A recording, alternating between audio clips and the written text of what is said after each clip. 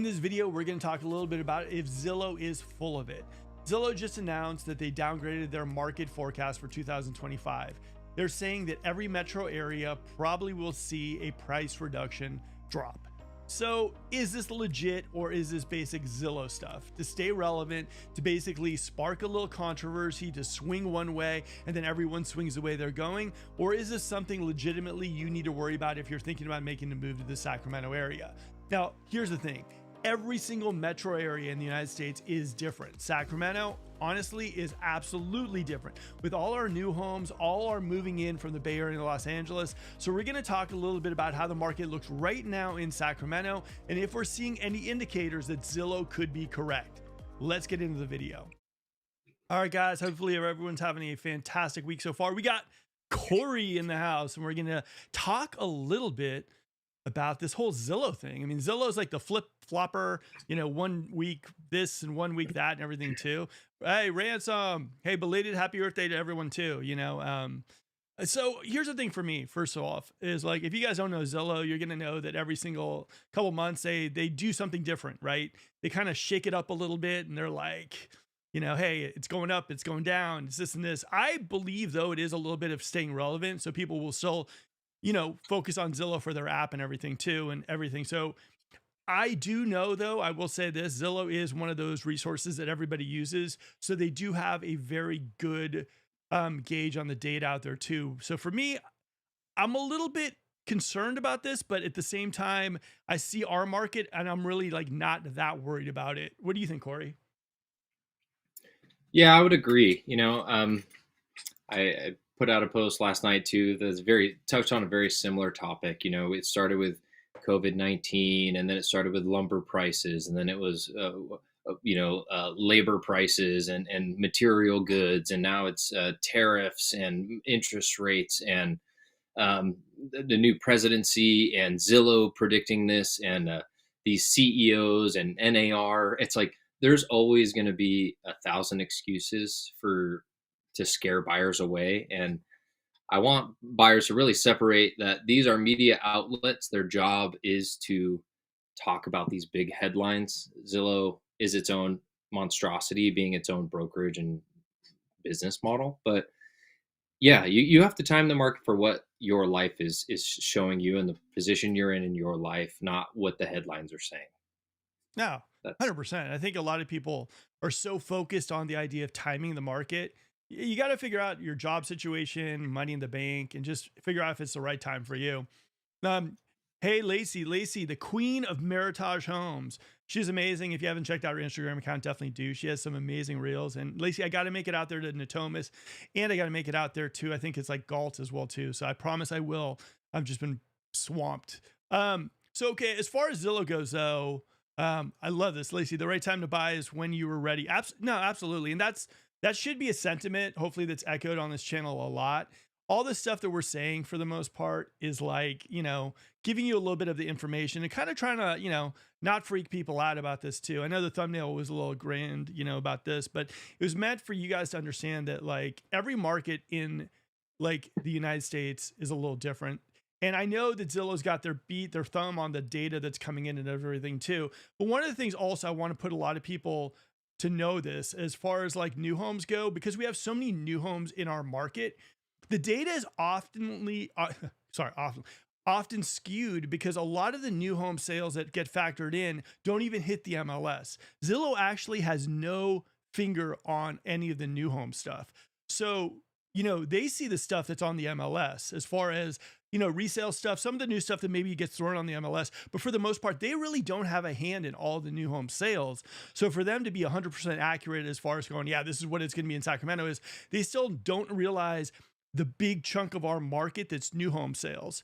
And that's a big thing. A lot of people that I see doing statistics, MLS statistics, and there's people going, look at this and look at this. They don't factor in the new home sales because the new homes never make their way to the MLS. And so you have to always kind of take that also into account, because our market, we got all these new home communities. We got at least in the Sacramento area, at least 50 new home communities. And a lot of people are pivoting to new homes because of interest rates. What do you think of that, Corey? I completely agree. Yeah. I mean, some of the interest rate promotions that they're offering now seem too good to be true. And you got to find the right communities for that. But when Zillow is kind of aggregating this data in to put their predictions together on the market, but we know, being in the industry, that they're only seeing a portion of it. It's kind of frustrating. It's frustrating. And then they make these big headlines and everybody's listening and being guided on it, and it's may be a skewed reality, or skewed compared to what is reality. So yeah, you really have to verify where it's coming from and talk to your professional. Well, I also think that it's funny whenever a negative headline comes out about Zillow, like a week later, normally there's some kind of headline to shake up the market a little bit. The biggest headline that I saw about a week or two ago is the fact that there's going to be a delay in the MLS feed propagating to things like Zillow, Realtor.com, and everything too, which in fact, depending on which MLS you decide to put your listing on, you could see that delay like 3 days, 5 days, a week. So that's something to take into account. It kind of like stops Zillow a little bit from being completely accurate. What that means to you guys is Friday comes around, you're on your Zillow app and you're saying, hey, there's nothing for sale new in Granite Bay. There actually could be. And that delay is coming in. And so I think that Zillow times their market news a little bit based on it. And so I would just take that all with a grain of salt. And I wouldn't be so swayed by these headlines or this stuff, everything too. I would say, like, look at your job security, kind of look at the money in the bank, see if it makes sense to you. And if it does make sense, I think home ownership is fantastic and everything too. What do you think, Corey? Yeah, it's you want to make sure that the info that you're getting, and that you're basing these life decisions on, these headlines, and it could be really tough to try to figure. There's too many variables, I guess, is what I'm trying to say. There's too many variables. So if you plan the exact right time where it's like the stars are aligning, then you might be on the sidelines for 2 or 3 years. Um, so yeah, take into account. Zillow is a powerhouse, but um, there's things that they don't see, they don't take into account, and that they miss, and they're kind of at odds with a big portion of the real estate industry, for for various different reasons. I think that the what they provide the consumer is amazing. They provide the consumer an easy way to interact with the real estate market, see almost everything on the market. But I'll say, I've had listings that I put in, and I've seen listings that other agents have put into the MLS. Maybe you get the mapping wrong, or maybe Zillow's mapping system doesn't match up with your MLS, and your listing is showing up in, like, a completely different county.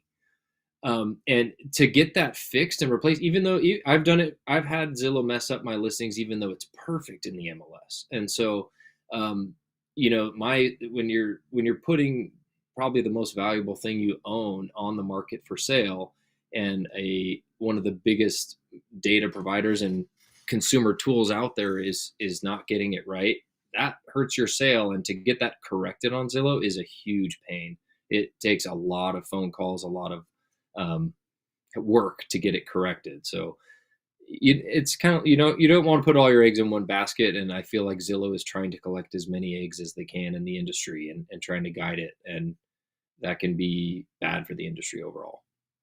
Well, I think Zillow also, I mean, with their Zillow Flex teams, you got a bunch of people who basically are making like, chopping, like, Zillow's like, I think they take 40% out of the realtor's commission, and then the teams take another 50%. So Zillow is honestly little by little trying to take over the entire real estate market. Now, a lot of people might go, oh, that's fantastic. But when you have one big company trying to do this, it's always kind of bad news.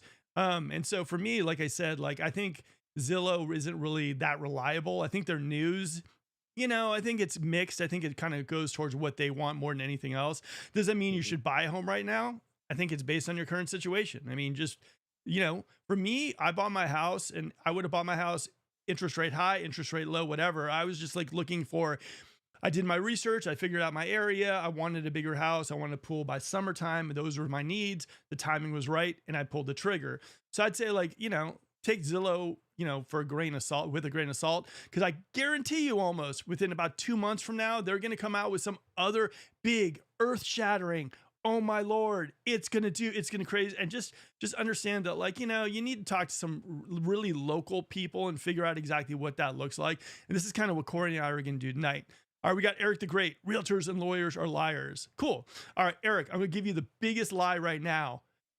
Sacramento. No, what's a good lie? Let's think of a good lie. Don't move to Sacramento. Don't move here. It's horrible. Now that's a good lie, right? What do you think, Corey? You got one? Oh yeah, I love when people say, "Oh, realtors are snakes." So they say, "When's a real good time to buy?" And you're like, "Right now, right now." I had a client call me 2 weeks ago, and he's like, "When is the best time to list my house?" And I said, "Next week." And he starts dying laughing and just says, "This is, of course you would say that. But he's a great client of mine. We have done multiple deals together, so I know he understood where I was coming from. But I said, no, statistically, the weeks between April 13th and I believe April 29th, I could be wrong. There's statistical data to prove that those are the best 2 weeks to go on market. And I'm telling them, I'm basing it off real numbers. So look, I think there's always some bad eggs in every industry, and you're going to get some people that will say what they want to say to get deals done. The good agents that are doing good, honest business will have enough business that they're not latching onto one deal here or there, that they're in a position they need to lie or sway somebody into purchasing. And that only ends up with bad reviews, bad service. You end up with a client that you never talk to again. And that's just poor business. So I understand why he feels that way. I think there's always people who have bad experiences with realtors and or lawyers.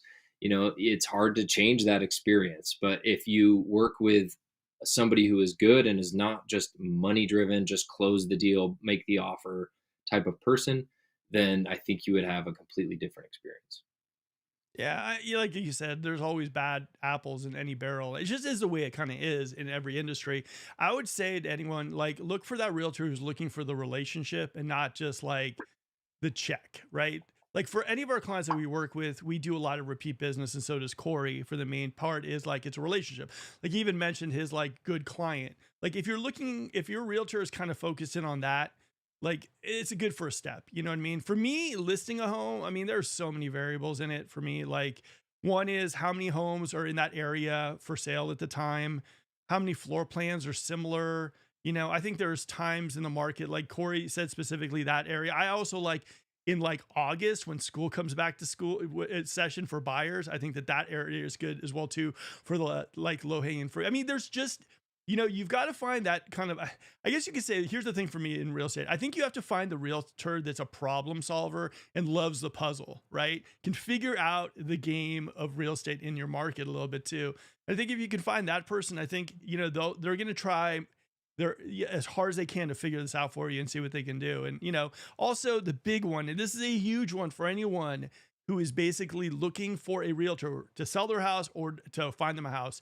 If you call your realtor and your realtor does not get back to you in a reasonable amount of time, I mean, just imagine how that's going to be during the transaction, right?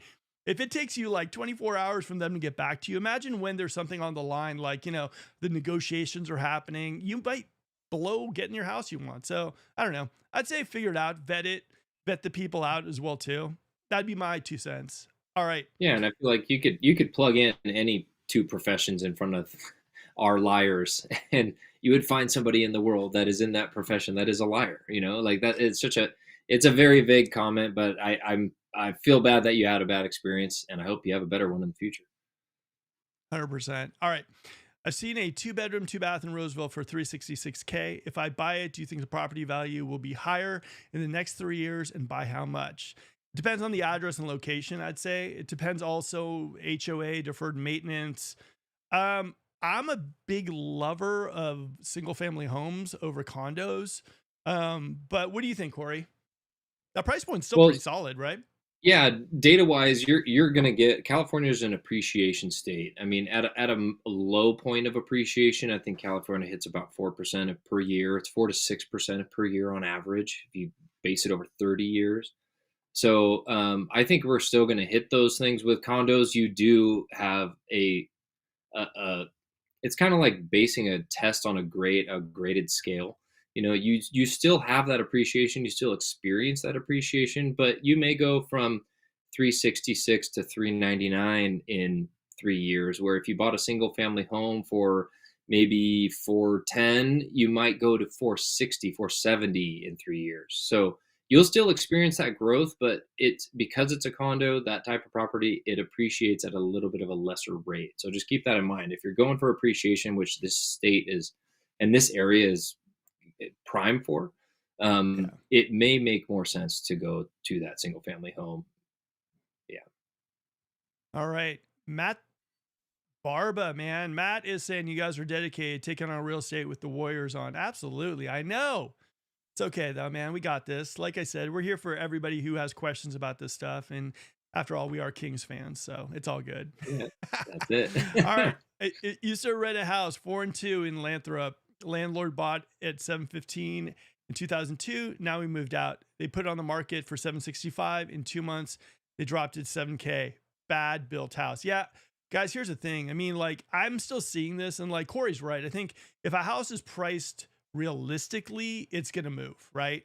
I think that now and again, you'll find that house that like really has that, oh my God, I'm in love with that house and I'm going to go for it. And I've seen many of those houses go, but for the most part, I do still think like right now, this is kind of why I come back to the Zillow thing. It's like, there's so many people sitting on 2.75 interest rates, people who are happy, people who aren't selling, people who aren't interested, I still think like the market is littered. The people who are looking to sell are the death, departing, or divorced people for the most part. A lot of people are sitting on 2.75s here in Sacramento. With this big bump that we saw like during COVID times where like appreciation went through the roof, like a lot of people moved to their forever home or like they're pretty much staying there for a long time home with their 2.75s. I run into more people that are like, man, I'm never leaving my house. I got the greatest rate in the world.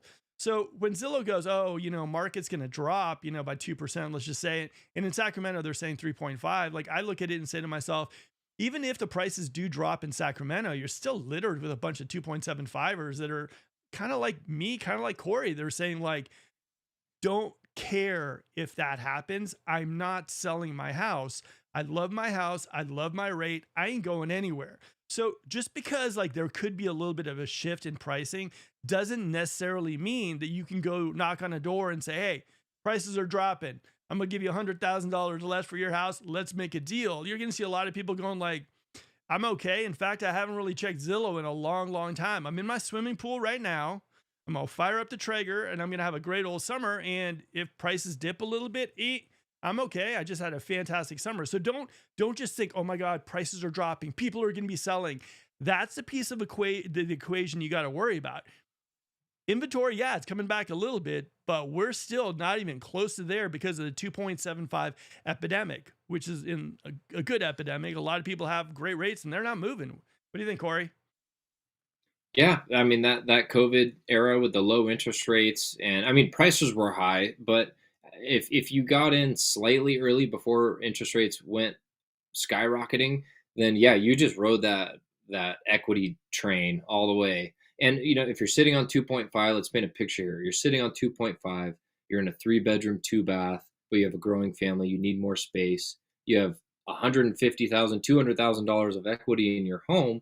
Do you want to sell that home for a larger home at a higher rate for a higher price, triple your payment, or would you rather pull out a HELOC, add a bedroom to your home, get the appreciation gain? A lot of people are choosing to do that. And I have a lot of clients that are taking out the HELOC, renting out their existing primary and using that as a down payment to now grow their portfolio of real estate. And I think that's probably one of the smartest moves you can do.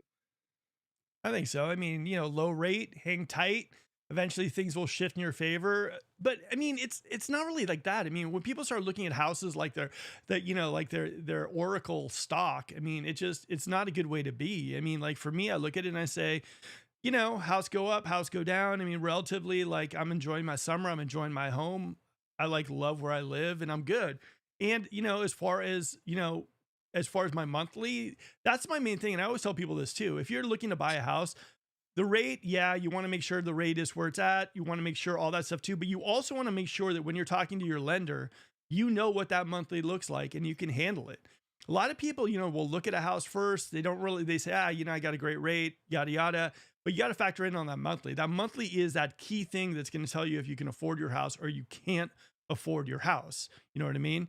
All right, we got Matt, the mortgage guy, good friend of mine. Matt is a rock star. We got the Matts online today. Matt, the mortgage guy, that big 1.7 crash is coming. All right, Matt, if you're scared, I'm going to sell your house for you. And I know you're not going to do that.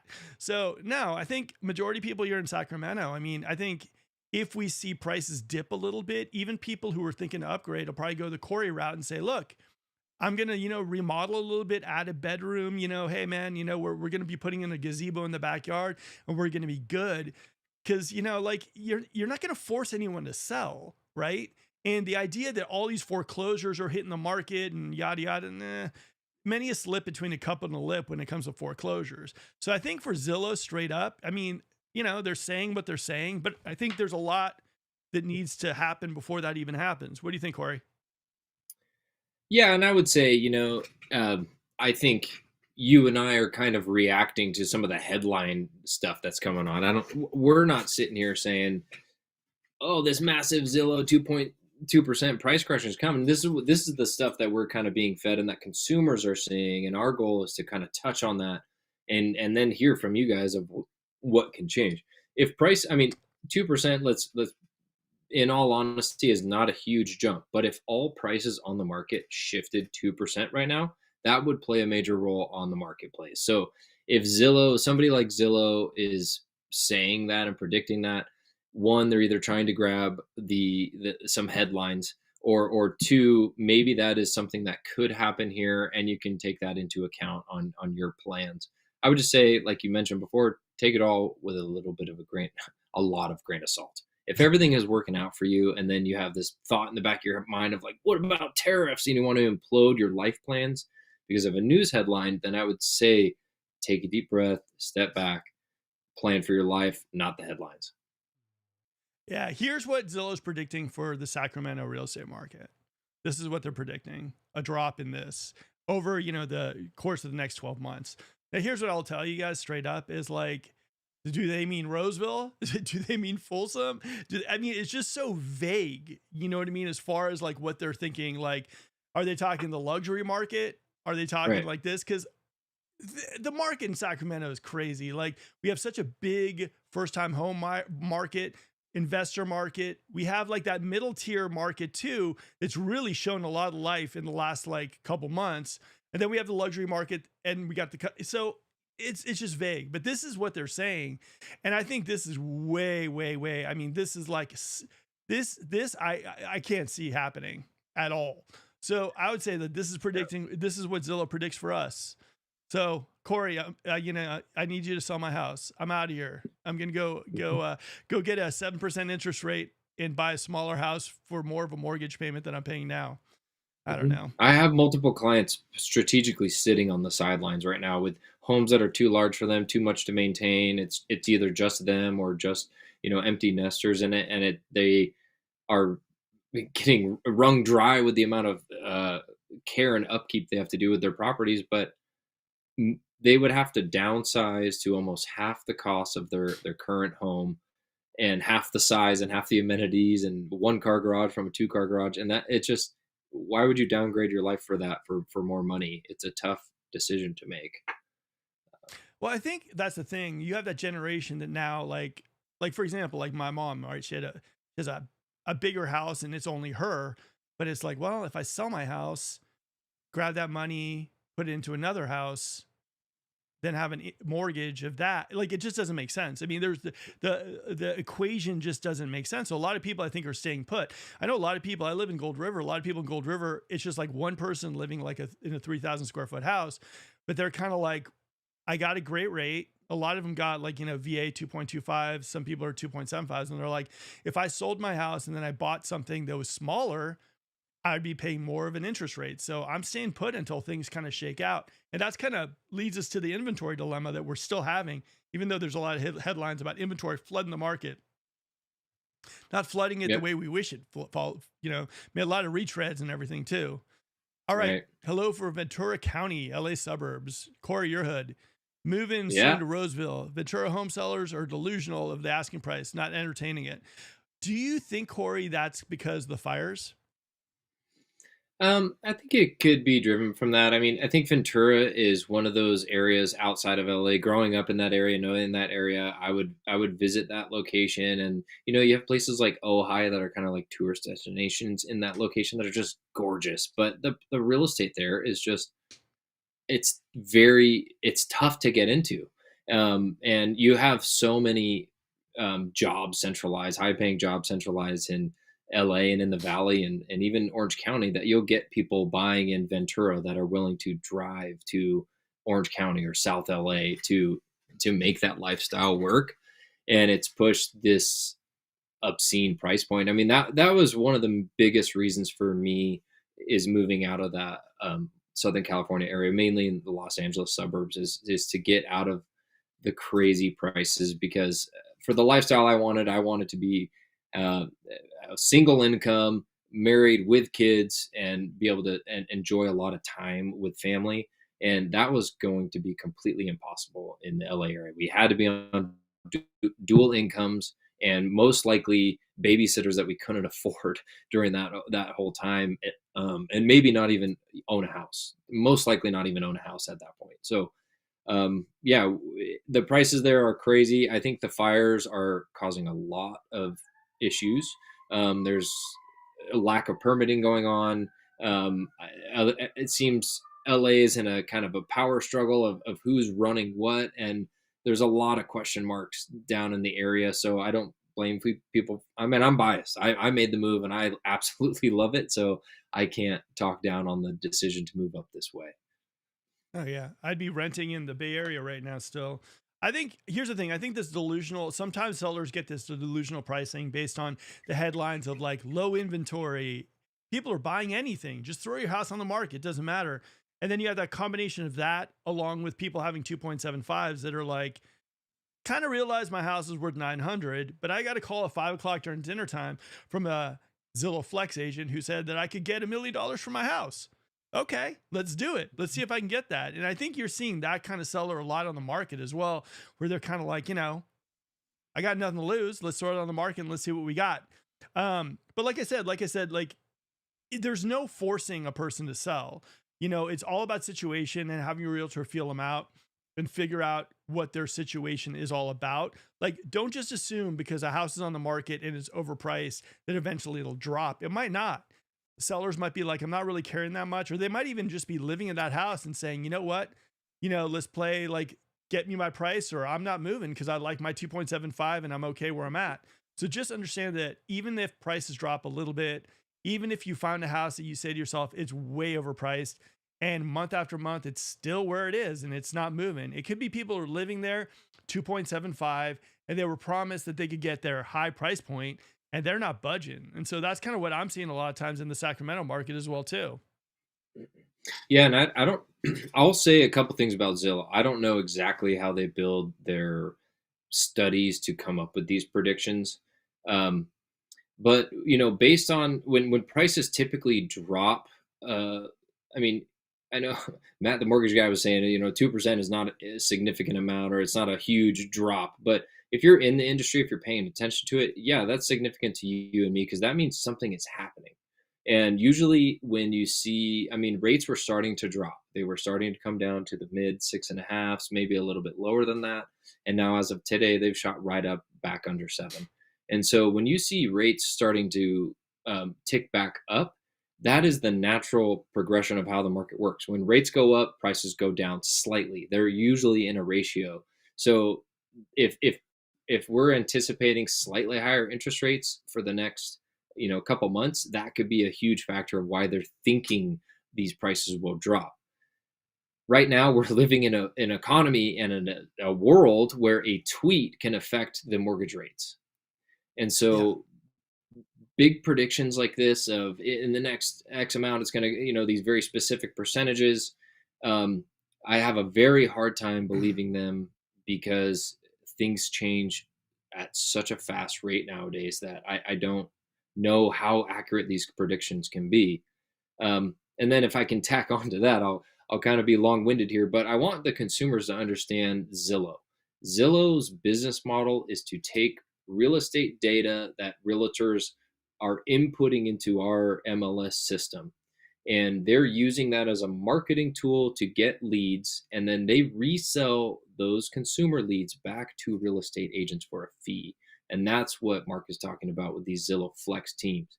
You have these large teams that pay large sums of money to Zillow to get, when you click, I want to see this house, you're getting shot off to one of these big producer teams.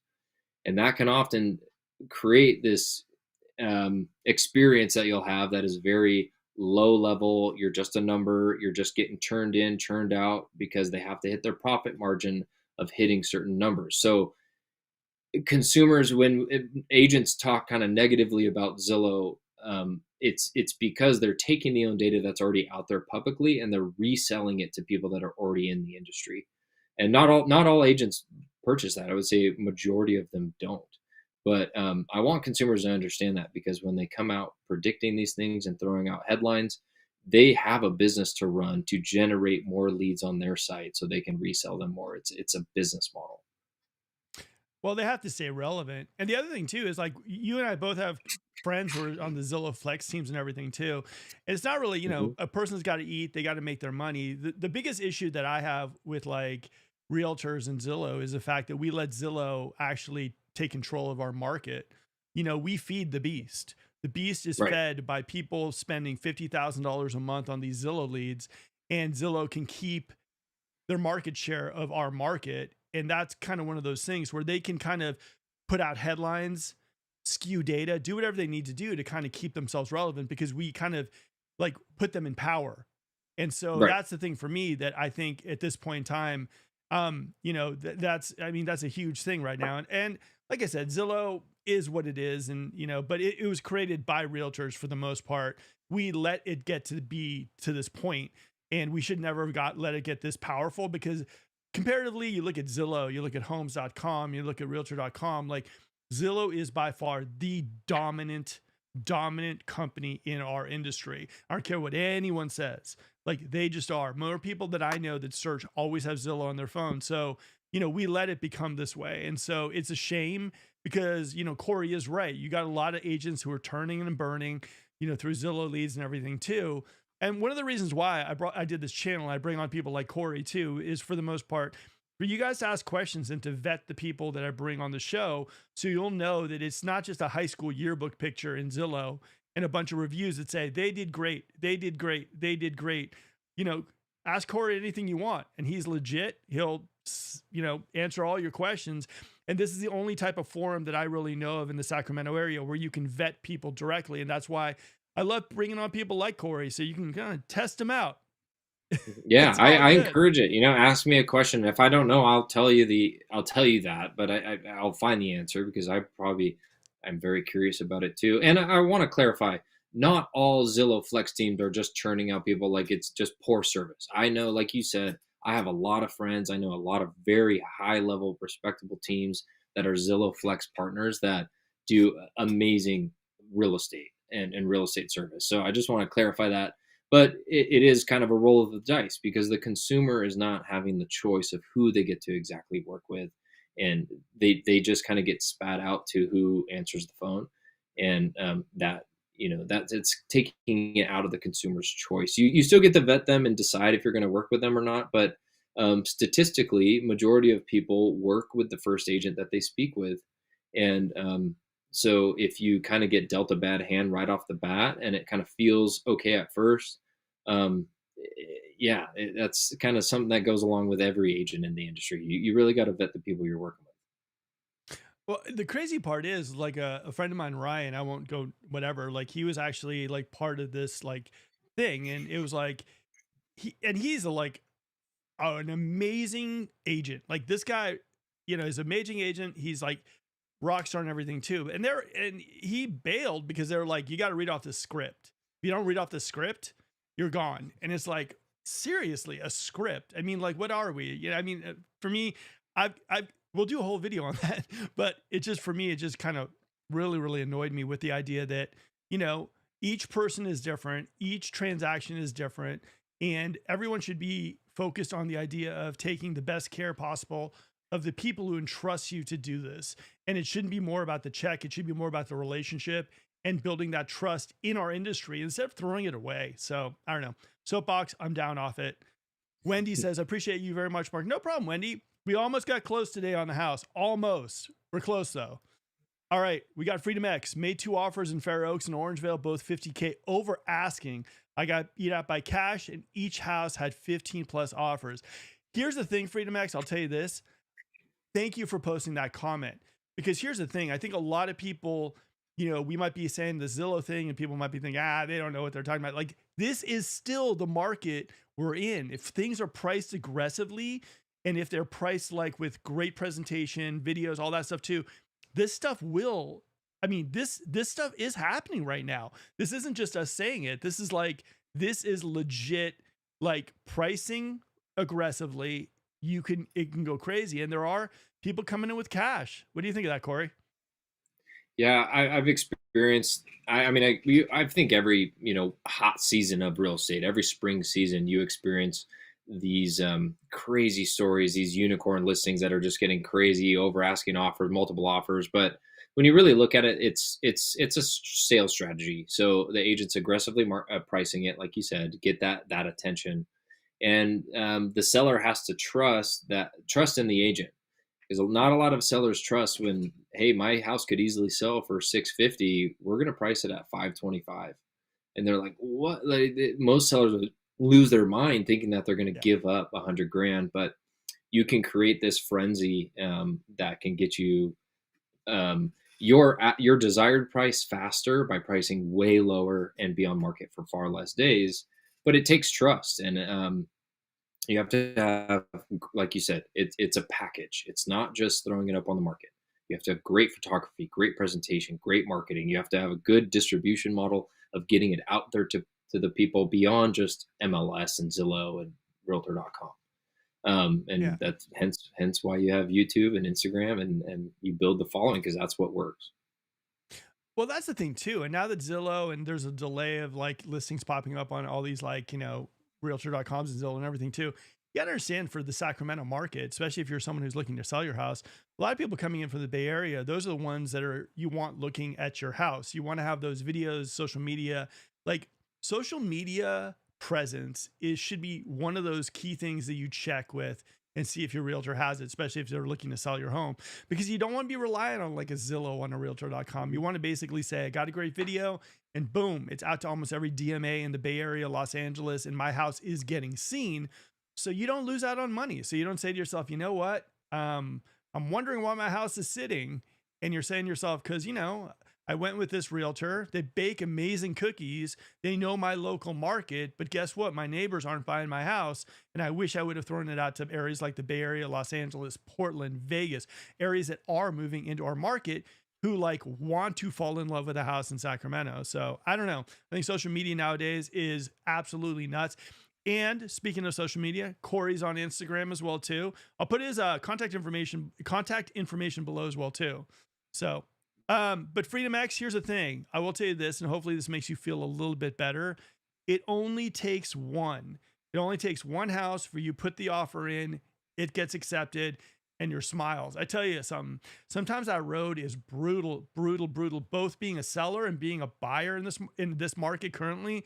But all it takes is that one house that maybe, you see that you fall in love with, you put in an offer and you get it, and then all that bad stuff fades away. I promise you that. So I wish you nothing but the best. Yeah, and it sounds like you're choosing good homes, because you have good taste, because you're choosing good homes that people want. Oh yeah. Everyone, yeah, that's a big problem in this market. All right, I'm looking forward to purchasing a beautiful house from you, Nikki, any day now. It's truly an honor to have you have your representation. Thank you. No problem, Andy. And like I said, we're gonna make sure that you get an amazing house. And like I said, there's no reason you shouldn't. The market will deliver. I promise you that. All right. I thought prices would increase because of tariffs. What do you think of that? Well, I think it's hard to say, because I think a lot of the tariffs are on more materials. I think a lot of the new construction might be a little more affected by that, and labor costs. I think existing homes right now, I think that the tariffs are affecting the more of like the interest rates and the kind of the back end financing of it, and the stock market and all those variables. It's a very convoluted kind of mess. I think they are having an effect, but I don't think they're having a direct of effect on home prices as we expected, or we just haven't seen them take effect yet.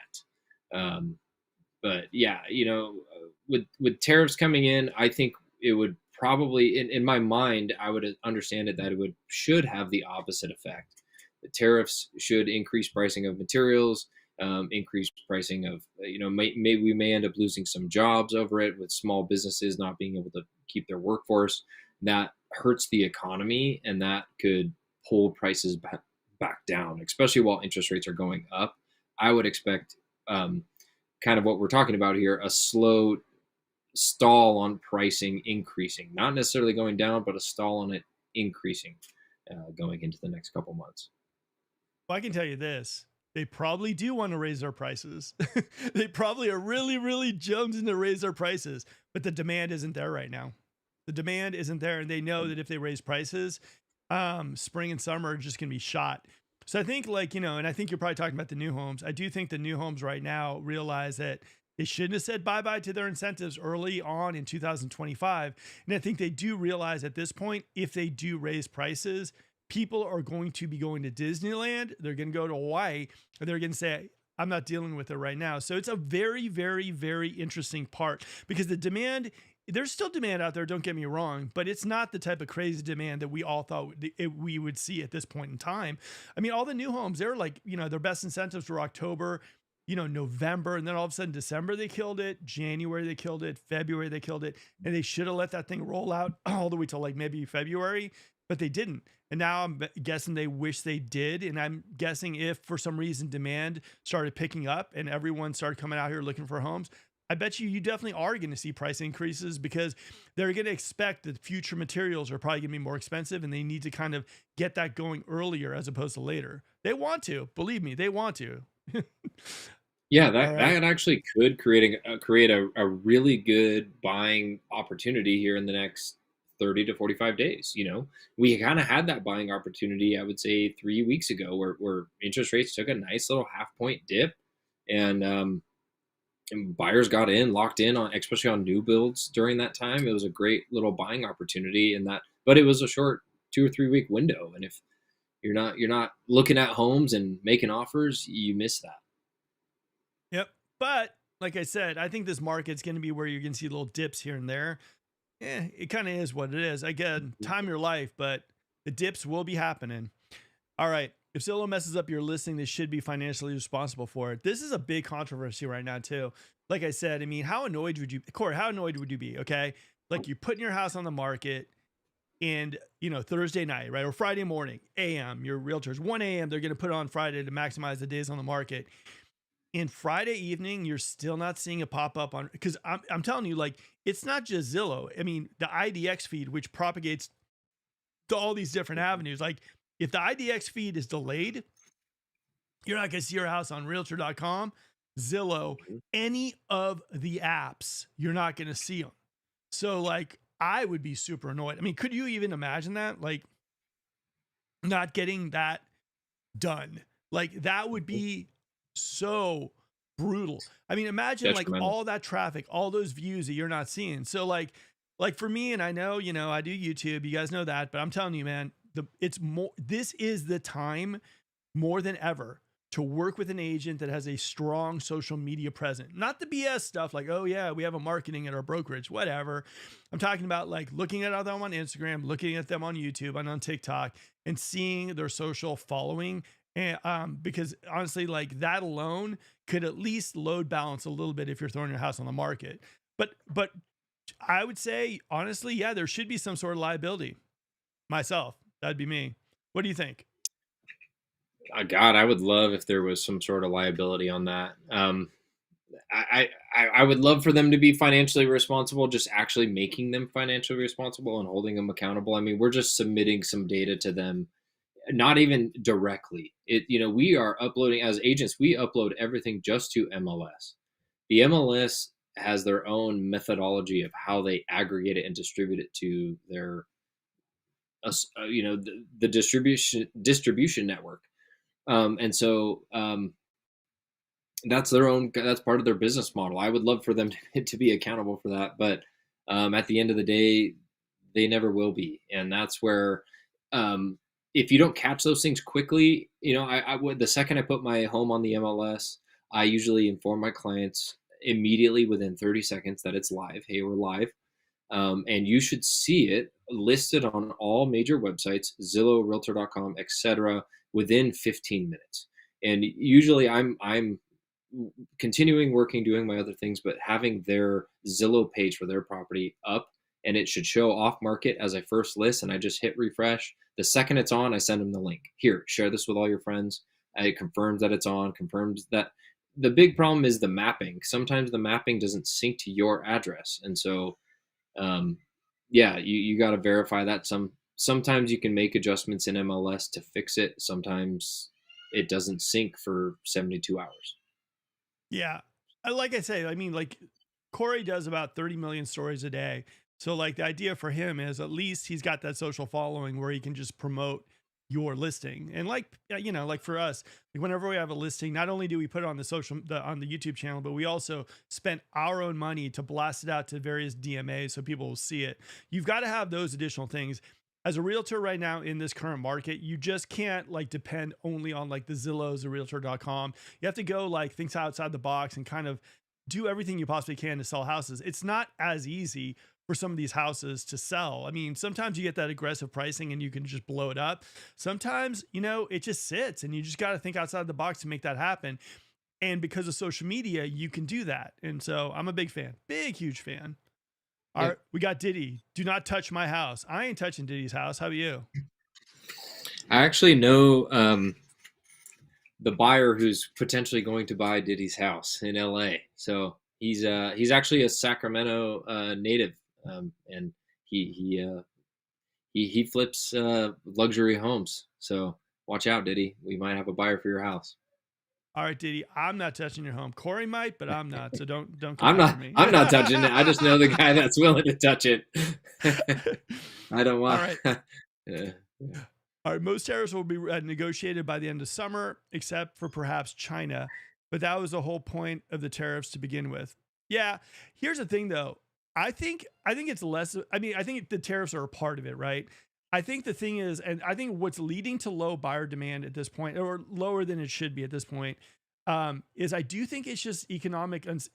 No one feels stable about the economy. No one feels like everyone feels like in the morning there's going to be something new, and jobs that are bulletproof all of a sudden might not be.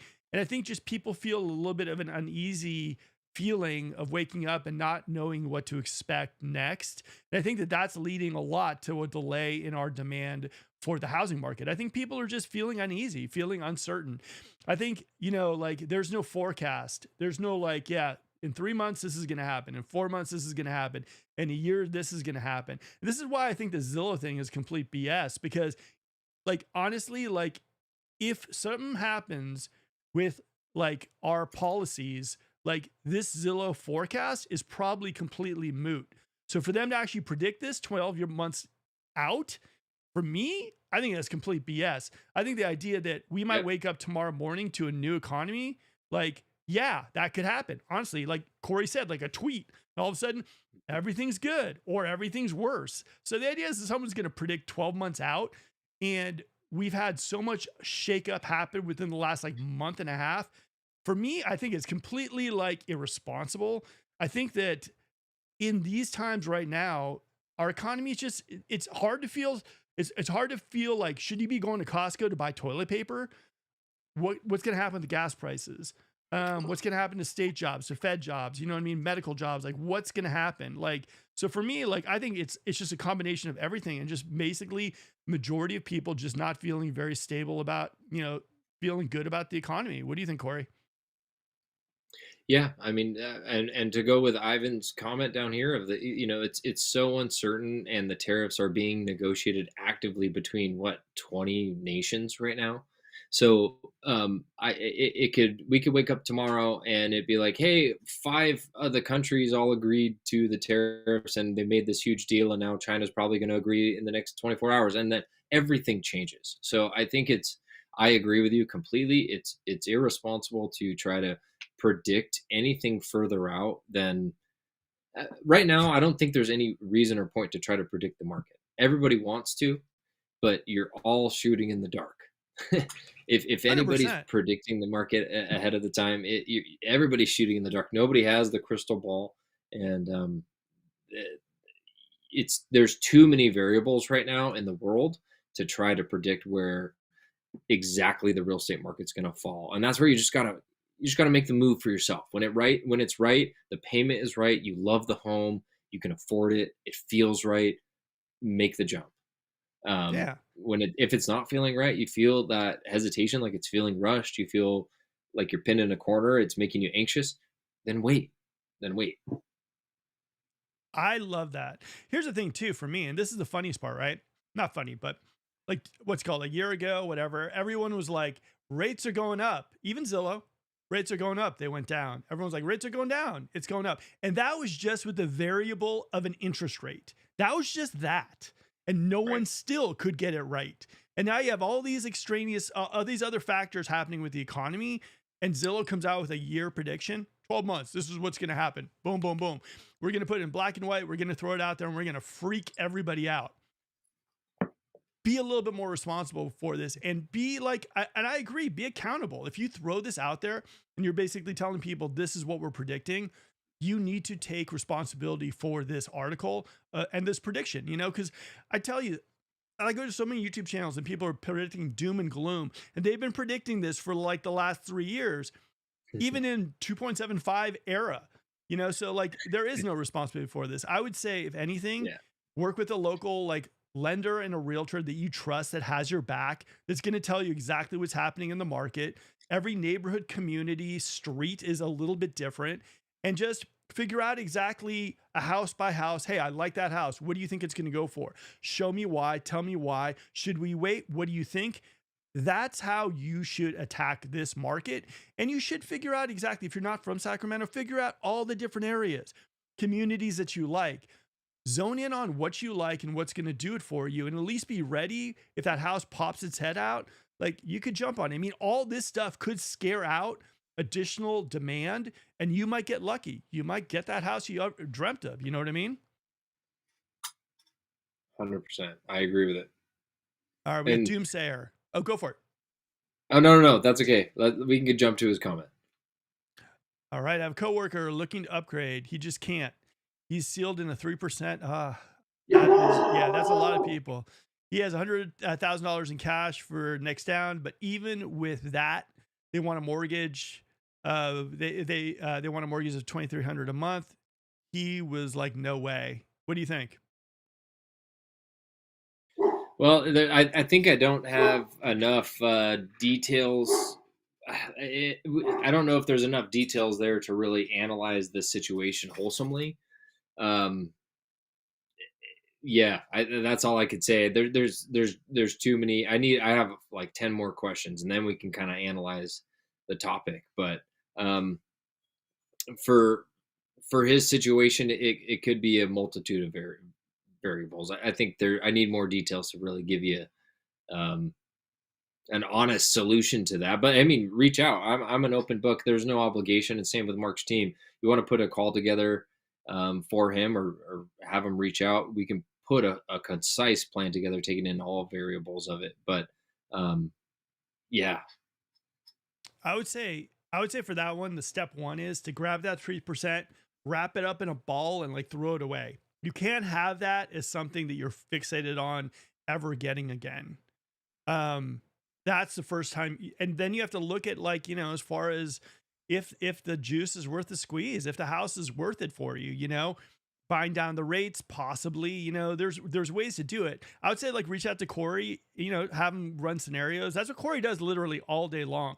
He runs into people who basically are like, it makes no sense. It makes no sense. One call to Corey, and they kind of figure out a way to do this. And that's kind of why I love bringing them on the show as well too.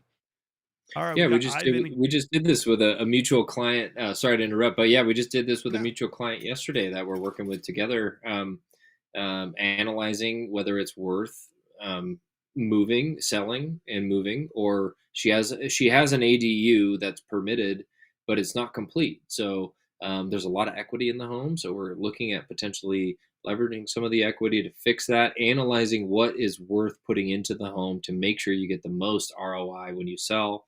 And it's a complete analysis to give you a menu of options. So when we sit down and we say, hey, we're going to make a move here, it's not just, hey, we're going to sell your house. Let's get it sold.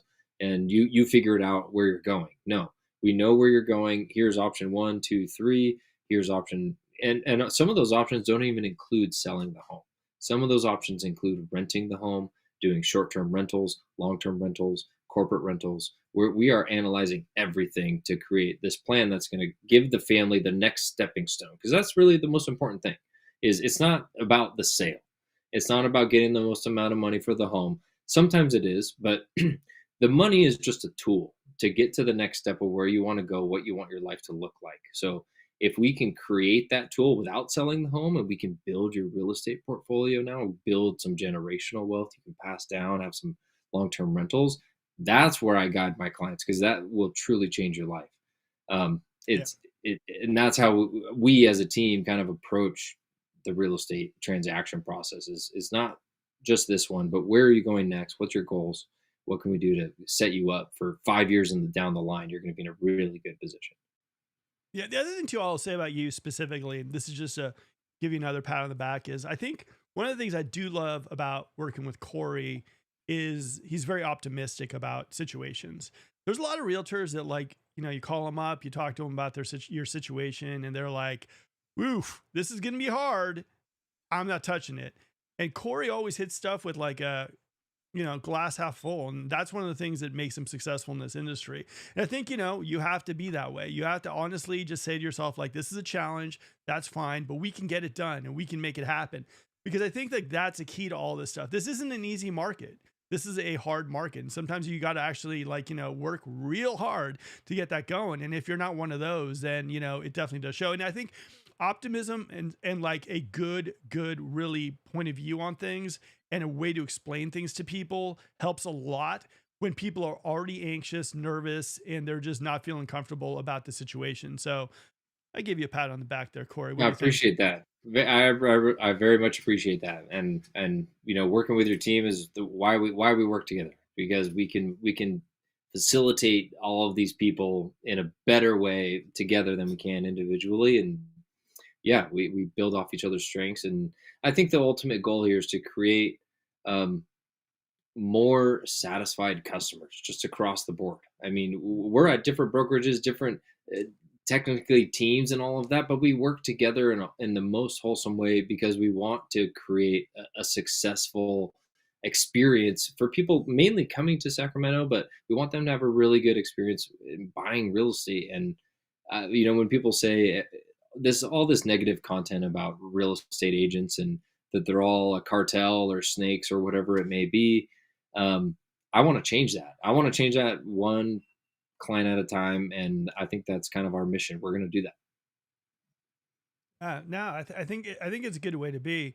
All right, let's end this Zillow thing and put one is I'll go with my comment, then you hit your final thoughts on this Zillow thing. One is I think Sacramento is an amazing spot to live. I think Zillow is way out of their league as far as, or out of their depth of the water, whatever, for saying a 3.5 decrease in prices, because the economy right now isn't something you can predict at this point. It's not something, rates are here and there, like, but the economy in general is just not stable. And that alone doesn't allow you to predict what's going to happen. None of us know what's going to happen tomorrow, let alone like a year from now. So I think they're kind of full of it. And I think that they're just trying to get themselves to be relevant. And I think they drop these articles to become relevant so that people will start downloading their app, and they'll end up getting realtors to pay more money so they'll get more leads. And that's, for me, I don't trust Zillow as far as that stuff goes. I think that if you really want to be, and no matter where you are in California, call someone like a legitimate like realtor that has your back, or a mortgage professional. And if you want to even step that up even a step further, talk to an appraiser. Find out what it's looking like out there too, and just kind of do your due diligence.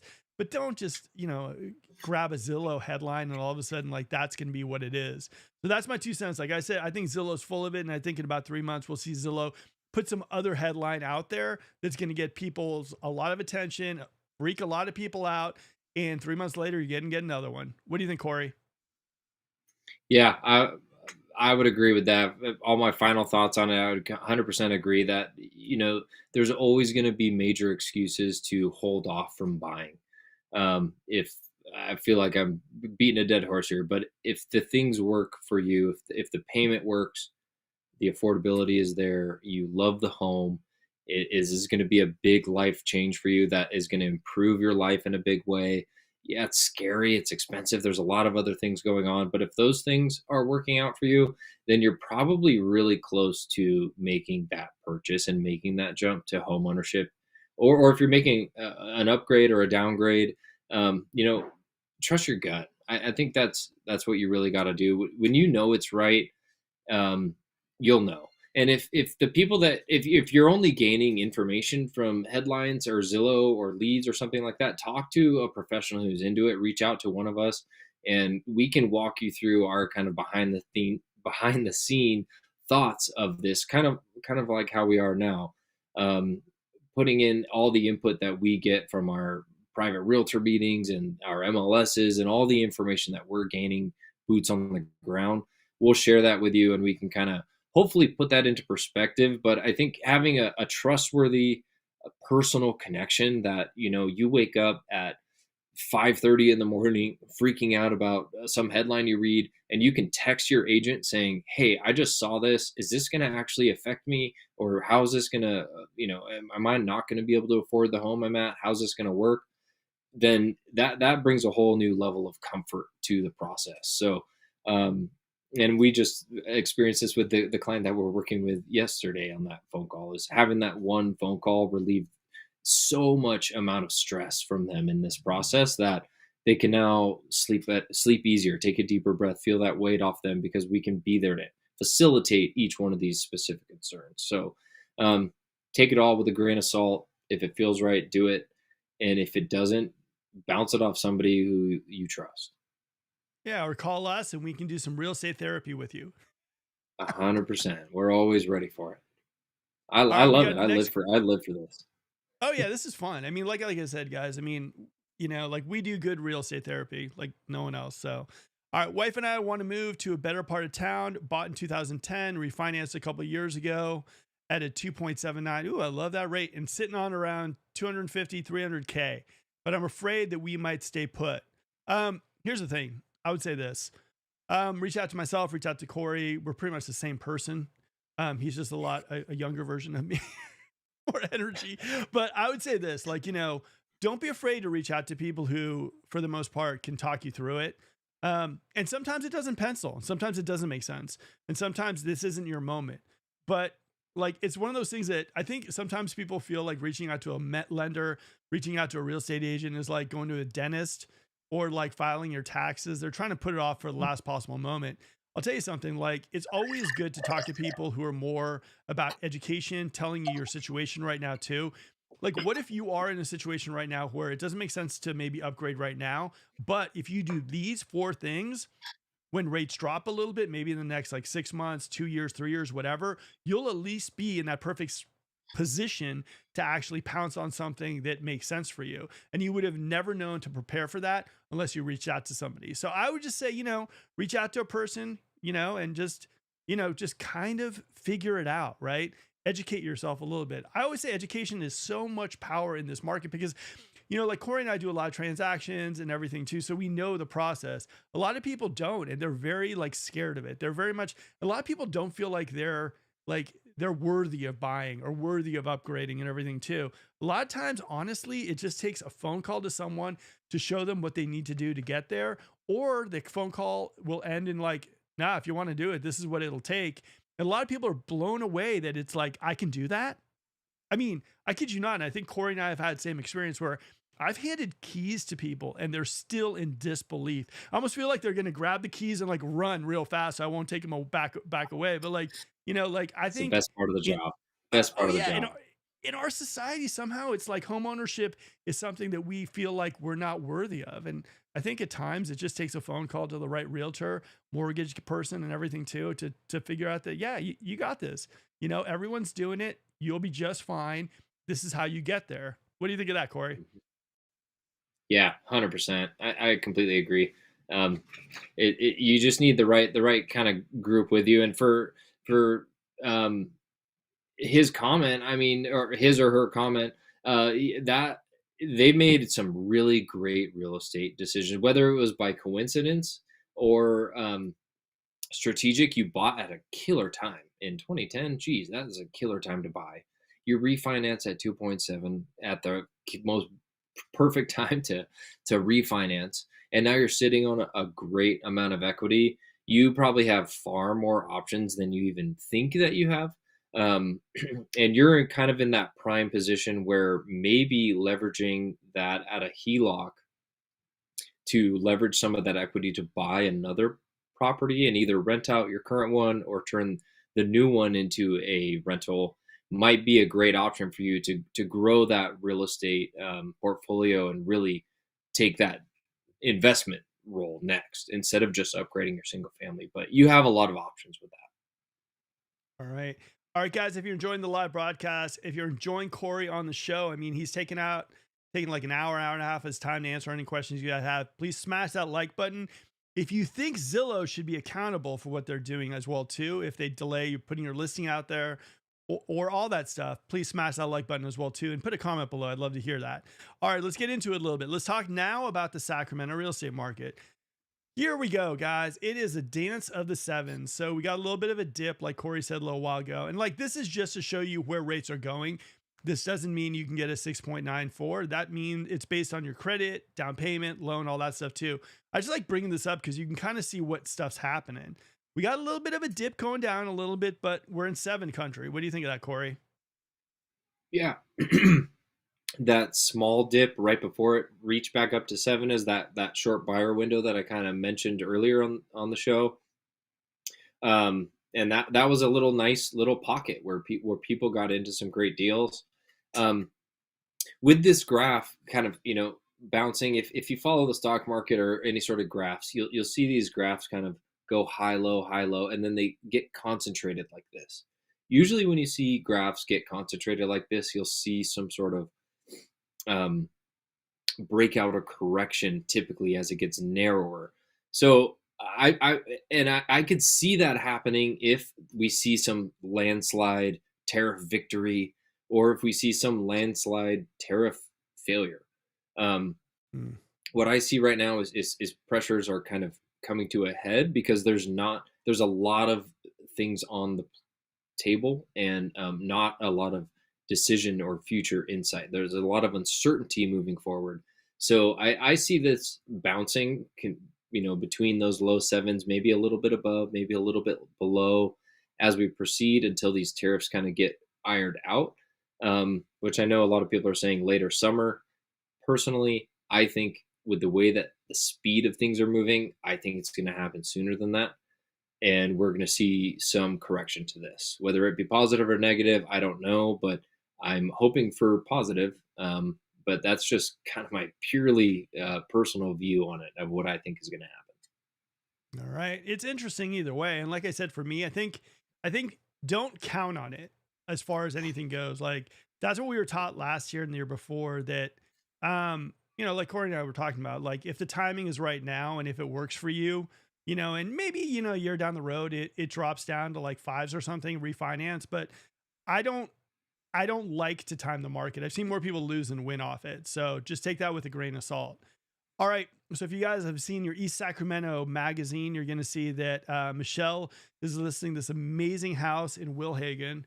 Awesome house, gorgeous Wilhagen in Sacramento proper. So if you guys are looking in that area, let us know. And then if you guys are looking in Folsom and Lakeview communities, this house is going up too. So we got some fun stuff going on. There's going to be a video. We're going to be doing some amazing videos with this house as well too. So I cannot wait for those. Now let's answer some questions. All right. Moving to Florida. Okay. Sacramento's a big problem. Everyone in California is moving here. Moving to Florida. Get ready to pay out the nose for property taxes and homeowners insurance. Honestly, like I look at that stuff online as far as like the cost. It's amazing. And humidity, alligators or crocodiles, whatever. Like I don't really get the whole Florida thing. Do you?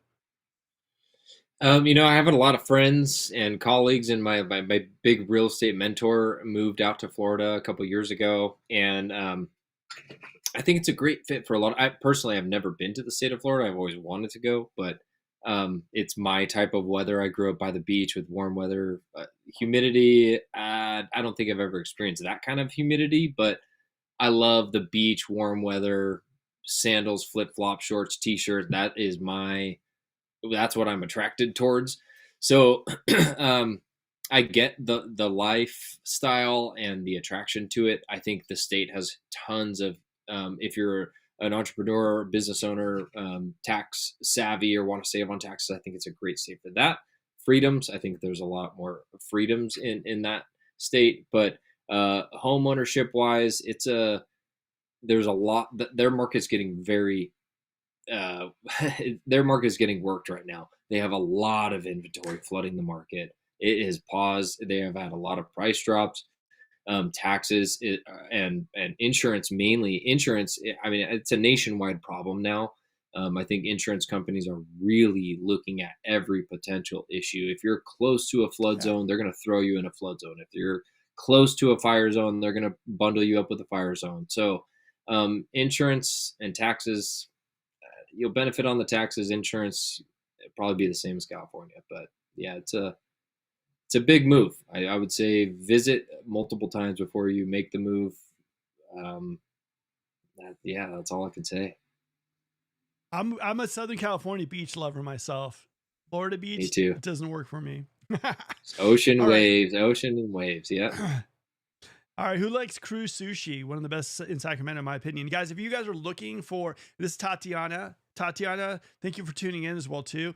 Cruise sushi, I'd say if you guys are in the Sacramento area and you're looking for like a food option, if you like sushi, this is great sushi, but very bougie sushi, wouldn't you say? oh yeah, yeah. I mean, and that's the tough part with sushi is like, what do you like? Do you like the like hole in the wall, really good, a bar atmosphere? Do you like the Makuni kind of more restaurant vibe? Do you like crew where it's a little more like boutiquey? But the best part about it is you could get it all and more in this area. You could hit five different sushi. I mean, I live in Cameron Park, which is outside of Sacramento, and I have four killer sushi spots within like 3 miles of me. And so Yeah. I don't even have to leave my town for it. And so, but to go explore all of Sacramento and all of their sushi spots, I mean, you got it all here. You're not gonna have a lack for cuisine. All right, we got CC freedom question mark in Florida. What are you smoking? Tyrannical HOAs, bigotry, discrimination, please. Hey, I'm not a Florida lover. There's no way I'm leaving California. Cool. All right, Well, let's go to the next. I'll leave it at that. Yeah. All right, why Sacramento, California is the next big thing in 2025? I love this. The only thing they're building are for upper middle class. No affordable housing, no help for people being displaced by the rise of price and home rent. As a resident, I beg you, please, please, please do not move here. Here's the thing. I think Sacramento was a spot that was really, really undervalued. I think that there was so much stuff in the Sacramento area. There's such a negative spin in Sacramento that I think people just saw that and didn't come to Sacramento. But I think right now people are realizing that Sacramento's doing some amazing stuff. Like whether you like it or not, and I get it. I understand this. I grew up in Marin County, and by the time I got out of college, I couldn't buy in Marin. So I understand that. I think that right now Sacramento is probably the next big the spot that is affordable California. I think, is it affordable in relation to other parts of the United States? No, but I think if you're looking for something that like you're looking for something amazing in California and you don't want to pay $3 or $4 million for it, in the Bay Area or in Los Angeles, I think we're a good spot for that too. I think it is a shame for a lot of people who lived in Sacramento that they didn't jump into the market earlier, because I think that a lot of people who lived in Sacramento, I mean, they made some good money. I know I've worked with a lot of people. I know Corey has too, who literally made like $200,000 to $300,000 selling their house and moving up to their next one. I just think the wave happened really unexpectedly, and a lot of people moved up. And now we're in a situation where a lot of people who probably were renting in Sacramento don't have the option to move in because home prices went like this and job prices went like this. So, yeah. What do you think, Corey? Yeah, absolutely. I mean, I if you grew up here and kind of saw where the prices went to where they are now, I'd agree. It's tough. It feels like you just kind of like lost the whole moment, and there was an opportunity there, and then it just blew up by people who may not have grown up here.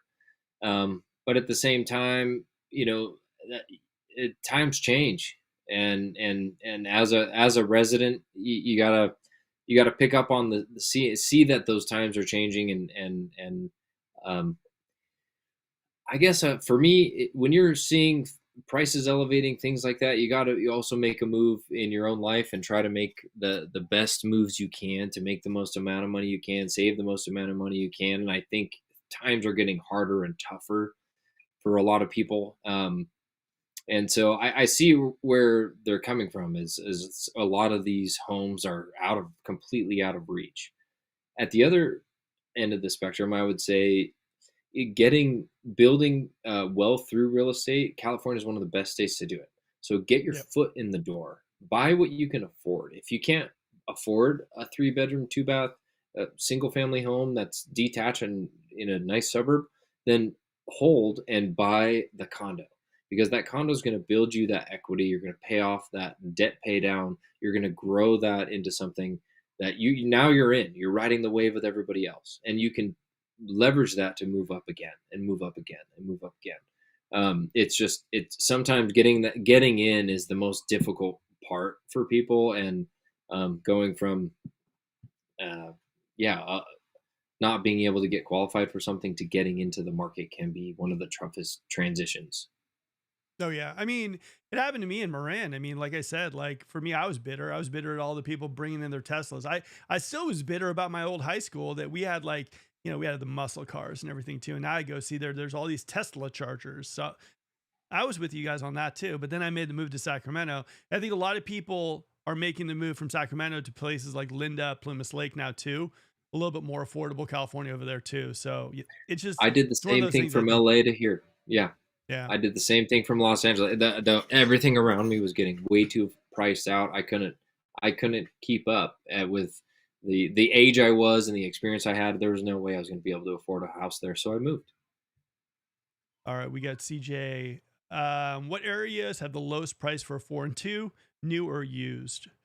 What do you think? Mm, Well, I mean, is the thing. If you walk into a store and you care about something, it's going to be one of the biggest purchases you make, and you say, "I want the cheapest one possible." I mean, I can find you a 4 bed, 2 bath house sub 400 if you'd like, but you might not feel comfortable going outside ever, or living in the home because of the condition that it's in. So, um, if you're just shooting for purest lowest price 4 bedroom 2 bath newer used, I think I can get you something sub 400 grand in the tri-county area. um, will you like it, or will it be in the condition that you're looking for, or the neighborhood that you're comfortable living in? Maybe, maybe not. But if you're looking for the absolute lowest price in the tri-county area for a 4 bedroom 2 bath, I would say sub 400 we could find one. Okay. I would say if you're looking for sub 400s, you're probably looking like somewhere like Oak Park or something. I would say for me, if you're looking for like that balance, I would say like in the 400s, you could probably get like that needs a little work. Rosemont, La Riviera, College Glen. I still think that's the most underrated spot. I think Sun River, that whole area of Rancho too, you can probably get something there. Old Roseville, probably, and that would be my gut. Maybe even Natomas, although you got to factor in flood insurance. That would be my 4 and 2 recommendations. That would get Mhm. you in a spot where like you're like, okay, I could do this. Now for new homes, I would say right now, Rancho, Kayov, best incentives. Honestly, I did that video of new homes. Like, I'll tell you, there's no one who beats them for incentives. Not Meritage, not Taylor, not Woodside. Like, Kayov is just hot to trot for those incentives. And for new, they probably get you somewhere in the fours, which is just insane in this market. So that's probably what I would say. But like I said, like it's all about what you want, and it's all basically subjective, right? The main thing is like, like everyone's always like, oh, give me a good area. I mean, it's so subjective. Give me a good school. It's so subjective. I mean, we really need to talk to you to figure out like what you want specifically, because everyone's needs are different and everyone views stuff differently, like schools, neighborhoods, all that stuff too. So probably give us a call. and then we can kind of figure it out for you. But like I said, Yeah, and like, if you want a yard, if you don't want a yard, we might be able to find you 4 bed, 2 bath options with no yard, newer construction and cheaper. There's a lot of variables that go into play into that.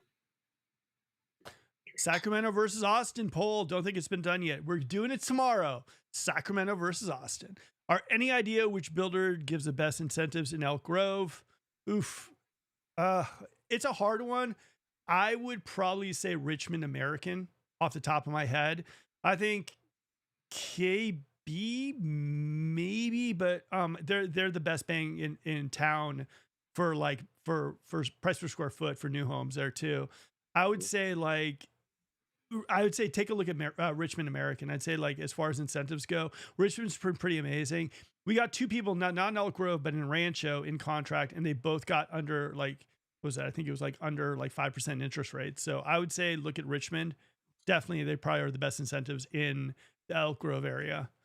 I All agree. right. Any ideas which builder gives the best incentives in now? Oh, we got another one. Or that's the same one. Oh man, I'm losing my brain today. All right.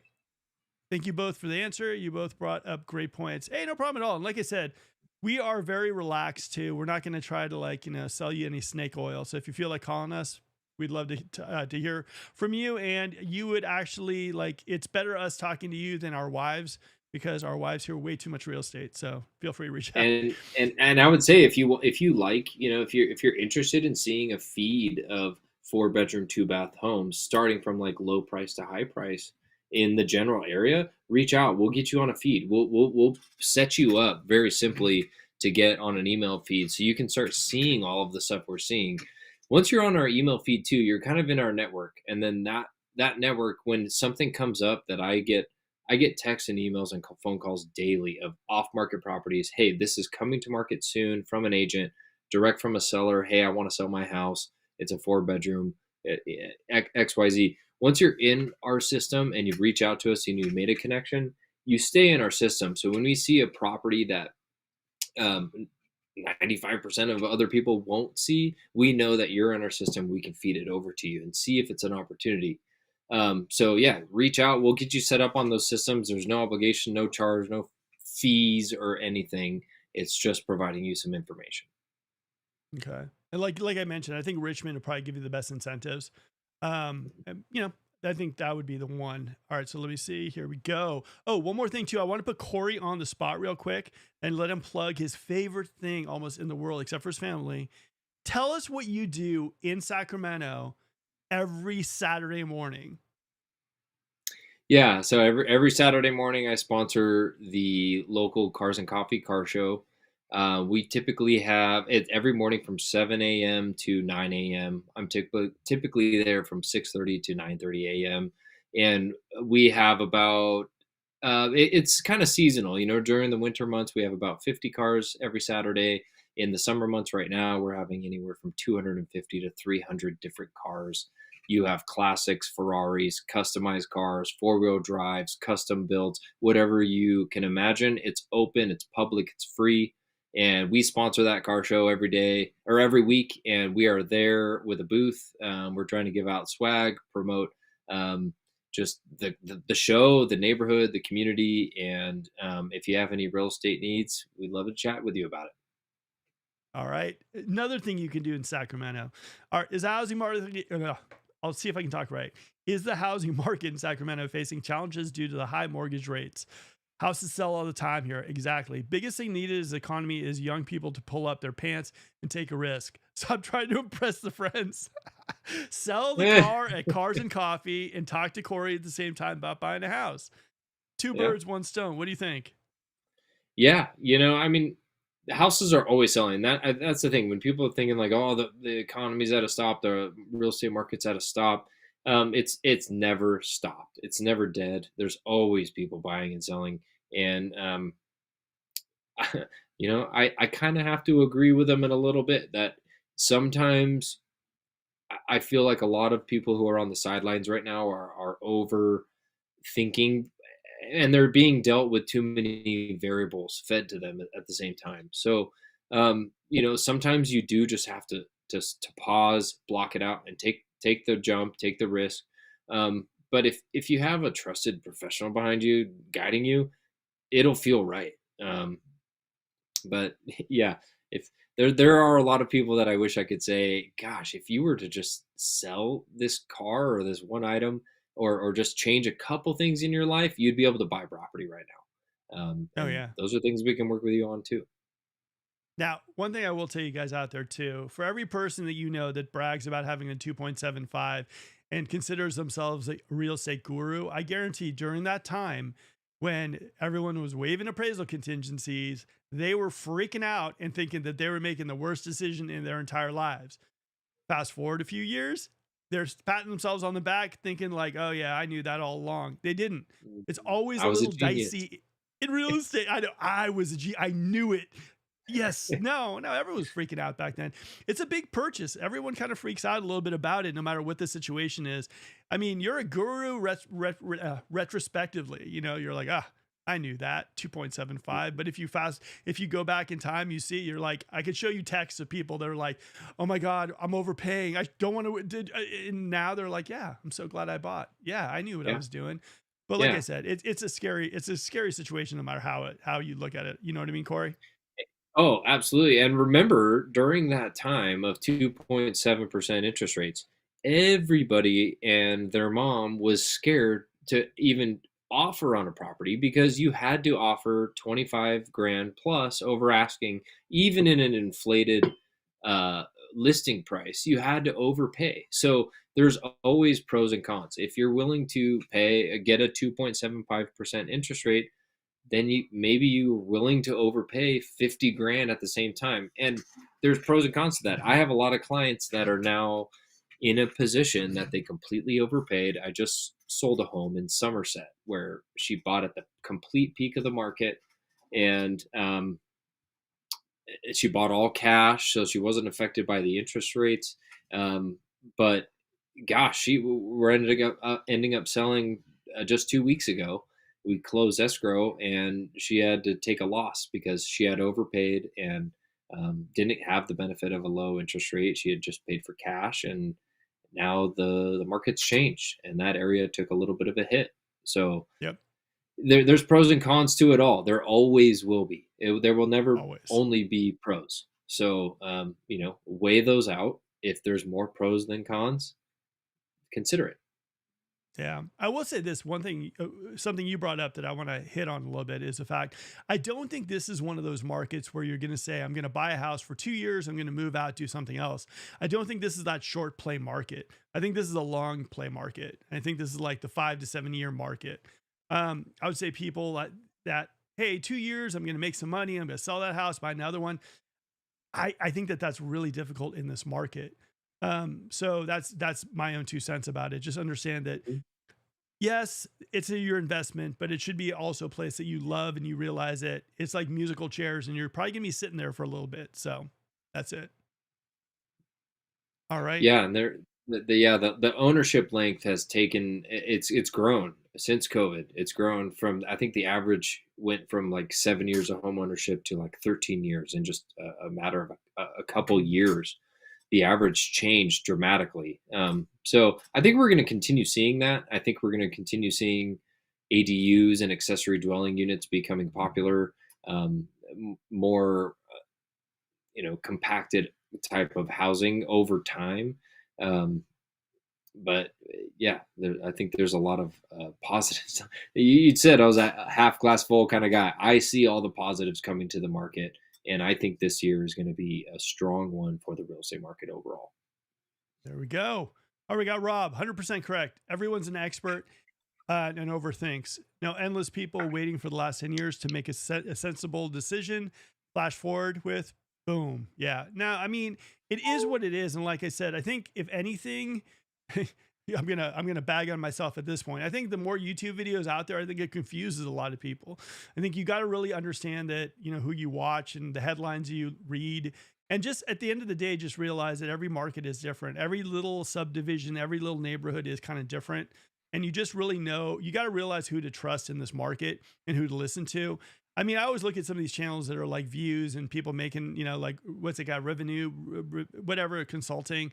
I mean, he's making YouTube money. So of course he loves to blow it up. And if you look at his videos, every time it's like everything's blowing up. I mean, it's for money. He's doing the views, he's getting the YouTube money. God love you for that. But Yeah. is it someone that I'd be listening to? No. God no. He doesn't know Sacramento. Yeah. I don't think he's ever been here. So that'd be my two So cents yeah, on that. yeah, and when you're analyzing a professional in the industry, social media is such a huge factor, but you have to be able to differentiate of who is good at just making content and who is good at are they just good at making content, or are they good at actually knowing the information on the market? Because I know a lot of agents that are great agents and I respect them very much, but they're experts at making content and getting a lot of eyeballs and driving that. But if it comes down to a situation that's not just, hey, I need to buy, it's my first time buy, or it's a simple transaction, then you may be left wanting more. Um, and so you want to also take in context of the quality of the following and all of that and the content, but also is there substance to it, and can they handle something that's convoluted and confusing, especially when it's the biggest purchase for most people's lives. Well, the other thing too is I would say that if you are watching someone on YouTube, maybe they have this following, you should actually ask them how many transactions they're actually involved in. Not how many Hmm. referrals are giving out to random people, but how many transactions they actually do. Like I said, for me, I was out in Roseville today, Rockland, Elk Grove, but I did some filming in Rancho. A lot of realtors here, a lot of realtors who I see with these big channels are just referral agents. They just send it to somebody and call it a day. So I would say just vet the people you're working with. All right, Crew Yeah, like your Sushi. team crushed it on your. Sorry, not to jump on you, but yeah, your No, team go crushed for it it. for the Q1. I saw your Q1 results for the first Q1 of this year, and those are the numbers that you're putting up are not only impressive, but those are numbers for an established team that is trusted and has continuous people coming into them because you do good business. You don't do that level of work without it. So pat on the back right back to you. You Thanks, man. I crush it. appreciate it. I often tell people if I didn't do all the work, I wouldn't have any gray hair. Like the gray hair comes from all those videos we're shooting and everything too, and all that, all the people we're working with. And like I said, like we really like establishing the relationship with our clients and everything too, whether it's housewarming presents, whether it's inspection reports, whether it's just going out and showing the house again for just a sneak peek. Nah, we love what we do. All right, another cruise sushi review. Crew is just blowing up, guys. Crew is a I great think spot we if you should guys are do a taking a look. video at Crew. We should do our We will next do live at Crew. the next live at Crew, and then we'll be eating sushi while we do it. That'd be fun. All right. Sacramento's a big problem. Everyone in California moving here. Moved from Fresno to Sac 8 years ago. Best decision I ever made. Found a career and bought a house. That is a story that we hear so often. I'll tell you this, guys. Like we get so many people like that love it here. They only have one big problem. They should have made the move a whole lot sooner. And that's what I hear from a lot of people. I wish I wouldn't have thought about this hate stuff that might have been going on in Sac, or this impression I got of Sacramento. I didn't realize how amazing it was here. And like Corey's proof of that. I'm proof of that. We got another person who's proof of that as well, too, guys. Come out here and take a look at for Sacramento for yourself. Take the weekend, reach out to Corey, reach out to myself, and let's show you a little bit about Sacramento. And honestly, by the time you're headed back home, that chip that you might be coming in here with is going to be gone, and you'll be looking for houses. I promise you that. All right.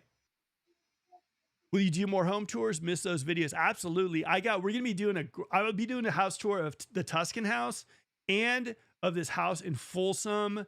It's going to be epic. We're bringing in some camera gear. We're going to be bringing in cars. It's going to be so much fun. So I can't wait to get into that as well too. Yeah. So you guys are going to see some amazing luxury home tours too.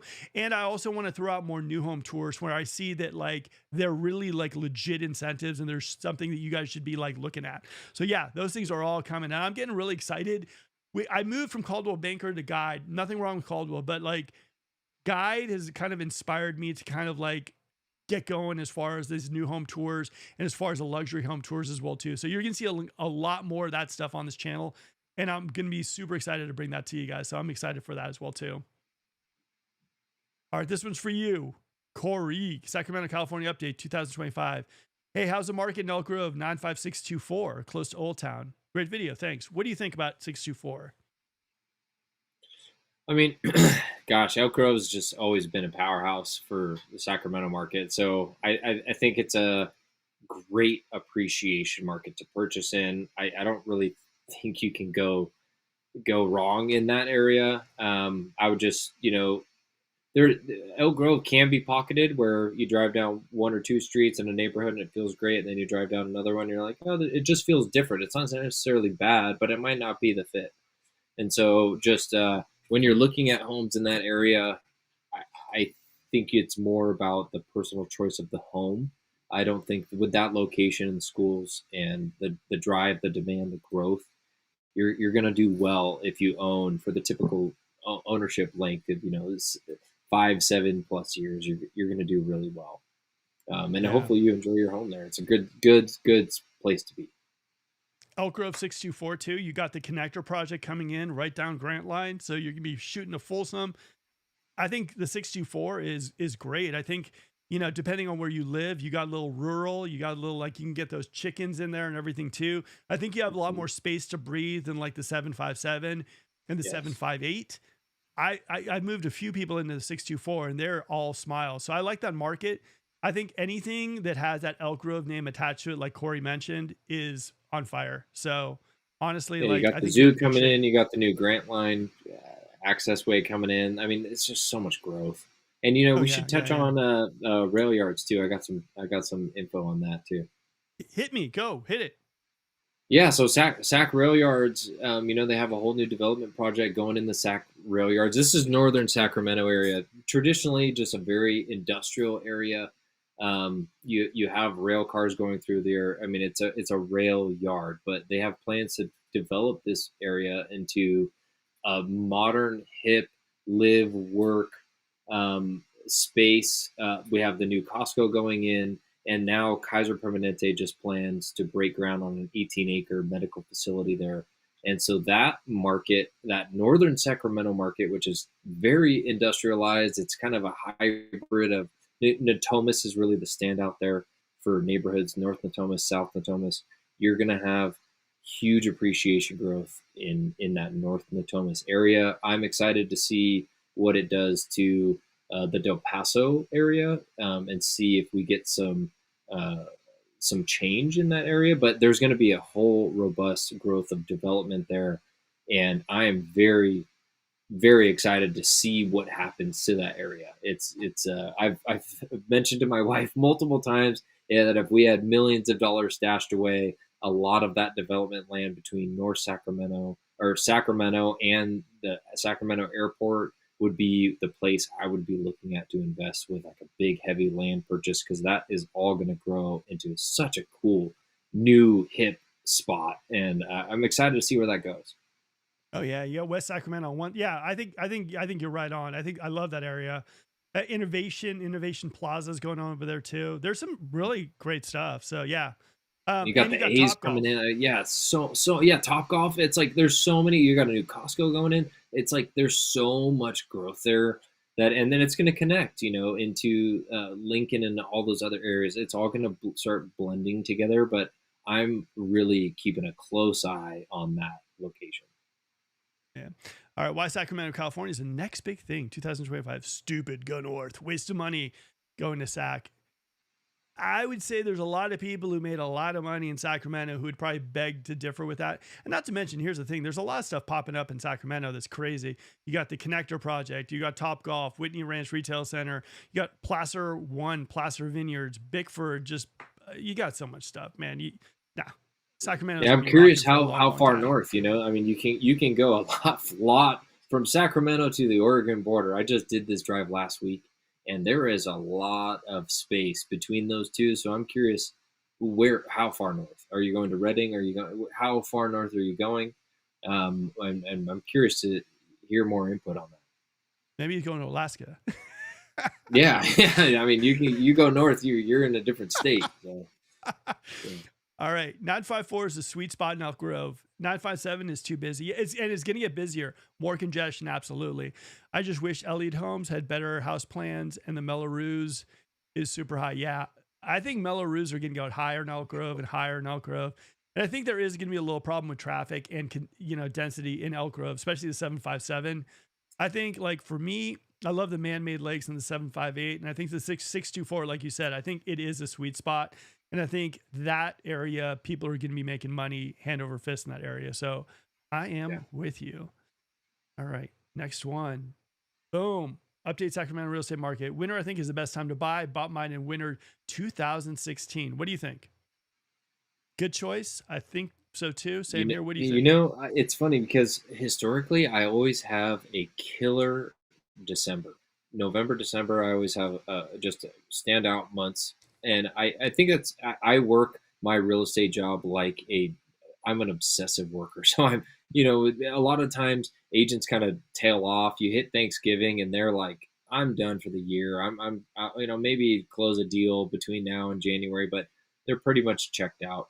And so for me, I continue working throughout that entire time. And some of the deals, it's kind of like going out and looking at homes when it's pouring rain. There's nobody out there. You get a brand new home that they've put so much work into, and it's gorgeous and beautiful, beautiful presentation, landscaping's dialed in. But you catch 4 days of rain, and nobody's going out to see that home, and I get my buyers in contract on that one, and get them in, get them locked in. I think the people who are looking when nobody else is looking get deals that are notable and will Oh, carry, you know, yeah. So I think it's worth it. Always be oh looking. yeah. The other thing too, in wintertime, I always tell people if you're looking for a house with a pool, go during the rainy season. That's when you Mhm. can make a major deal for a house with a pool. The other thing too, in the rainy season too, in wintertime, like you can tell, you can see where like you can see if there's any moisture in the ceilings. You can see all that kind of stuff. I mean, it's battle tested. Like there's just no way they can maintain the house during winter. So if like you get it during a rough rain and you see all of a sudden like the drains aren't draining or stuff like that, like you can kind of see in the worst case scenario how the house is handling it. And that's always a good thing to see. I mean, like, so for me, yeah, I like that time too. Right. All right, we got a question for you. If you two had 250 to 500K for an investment property and had to buy the next 90 days, what and where would you guys buy? Single family home, multifamily home, commercial? I'm going to go watch TV. I'll come back in 2 hours. Corey will be done answering that question. I'm gonna Corey, you finish this first. podcast. Yeah. No. I'll see you tomorrow. Go for it. Yeah. This is a great question.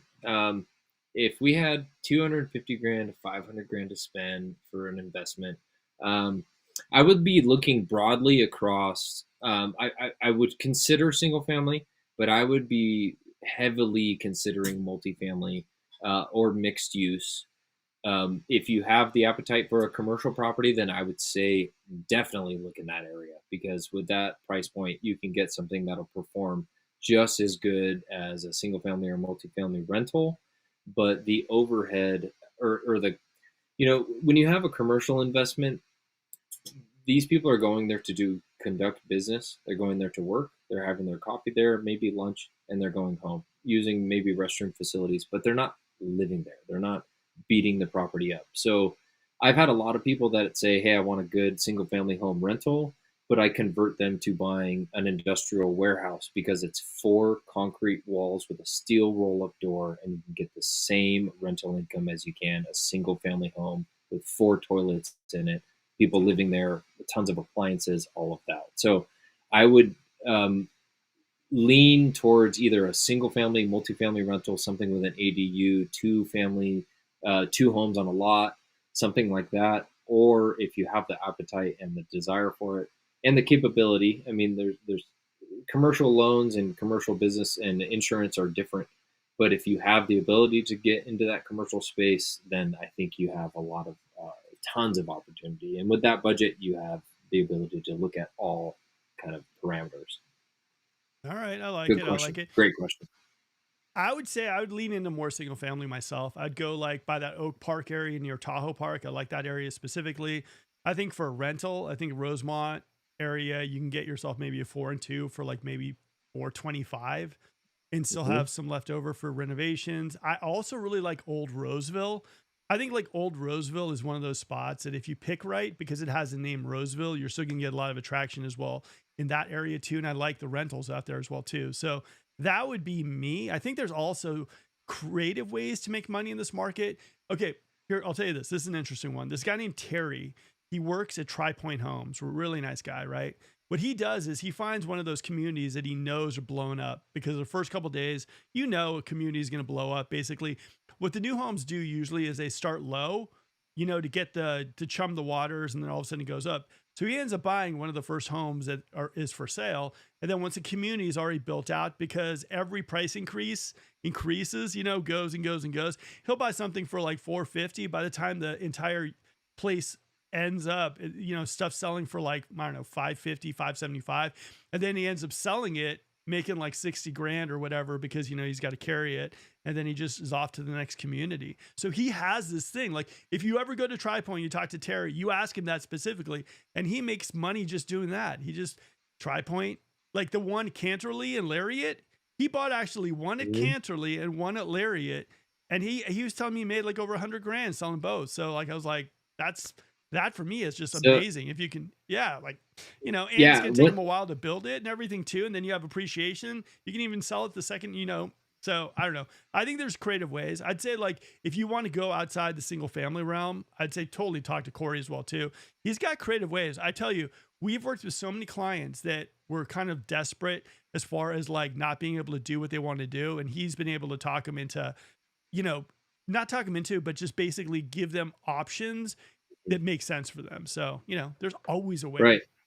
Yeah. And with with that kind of a budget, if you disperse that across 2, 3 single family homes, I mean, you're changing your rental income from, $3, $4, $5,000 a month to now $6, $7, $8, $10, $15,000 a month. If you can, if that's purely cash, you have 200 grand to 500 grand pure cash, you can break that up into multiple single family homes and have a killer portfolio of properties. And you can, I could go on and on.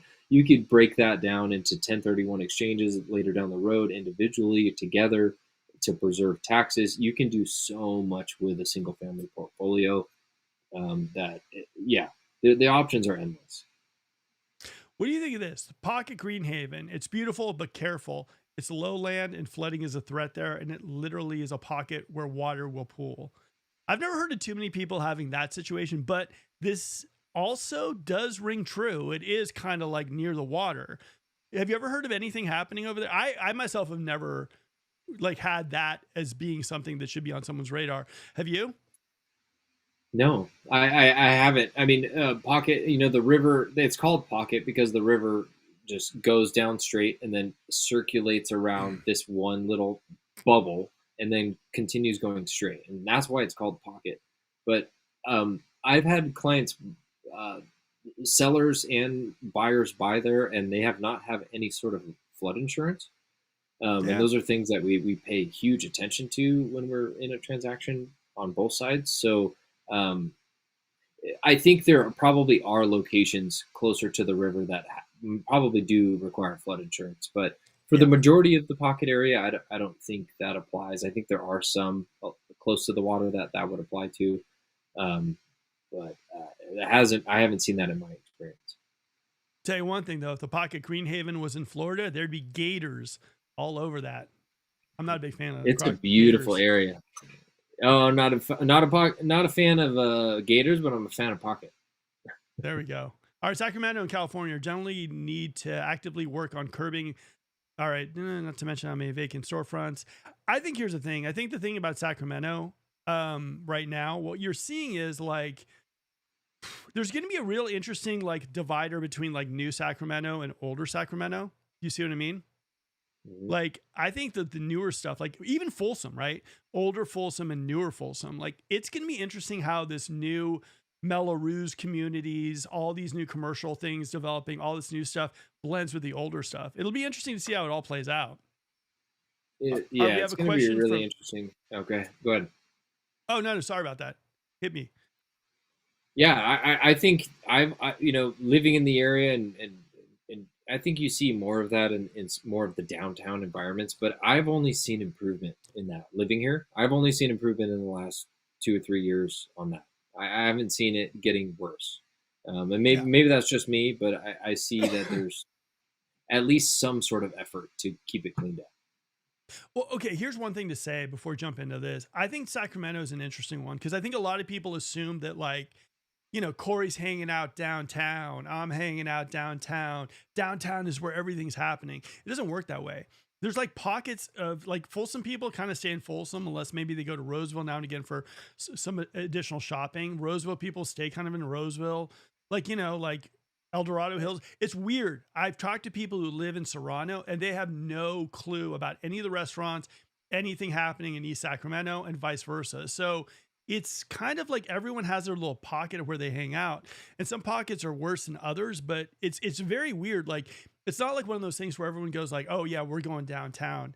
I mean, if I wasn't doing real estate, I would probably go downtown maybe once a year, if that. Like, Right. honestly, like, it just wouldn't be somewhere I'm going. All right, we got Tatiana. What can you say about the apartments investment? Also, hopefully you're having a good evening, Tatiana. What do you think? Apartment investments. Yeah, multifamily is always going to be a powerhouse. It is always in high demand. You always need people renting. It is probably one of the best investment and kind of entry level investment strategies. If you're looking to grow, if you're going from a single family investment, you usually grow into multifamily.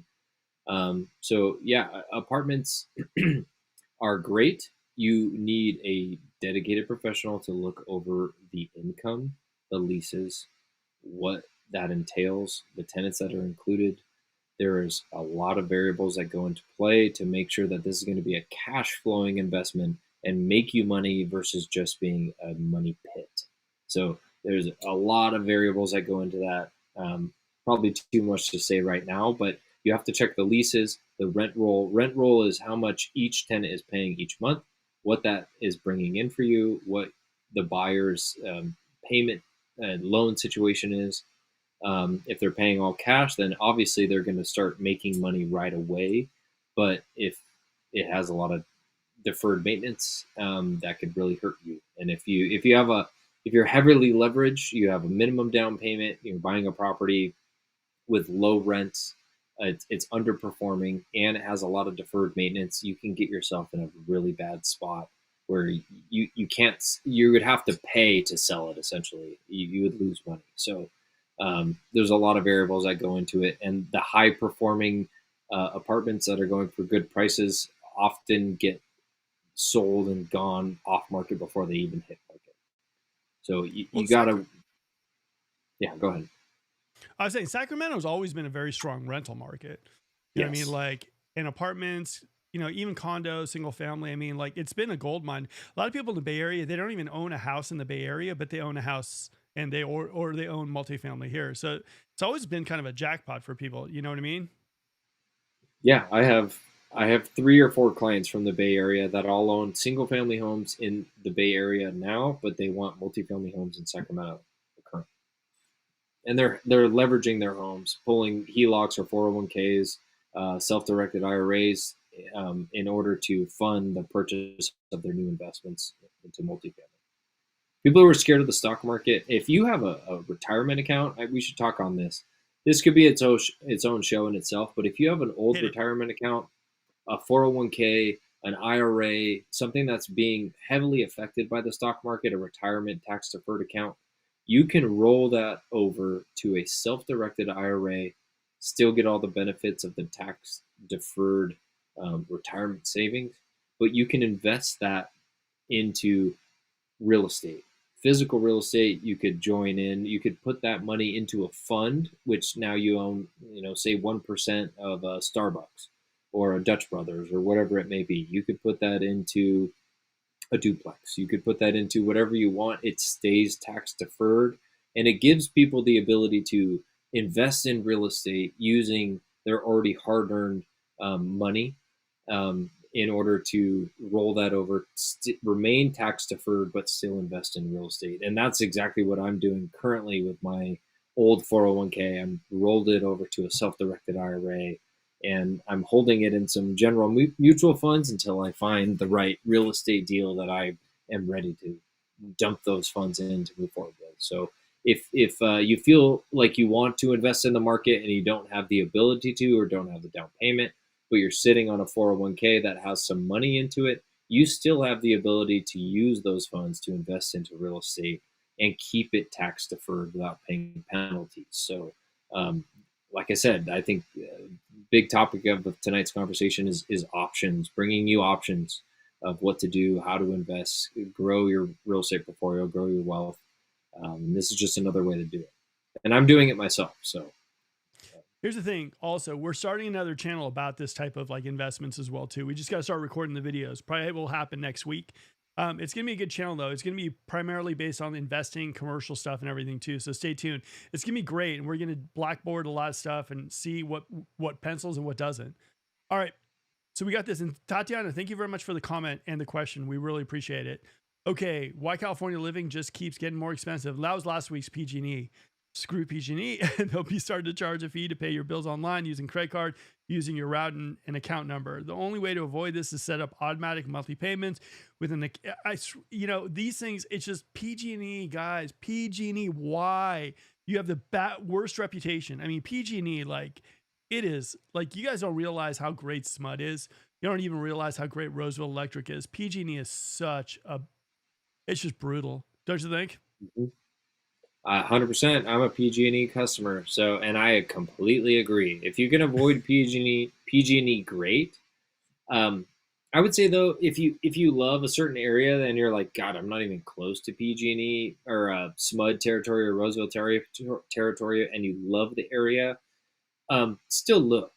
There are some homes with owned solar systems that are NEM one. NEM one is like the first generation solar contracts that came out, and their bills are very low.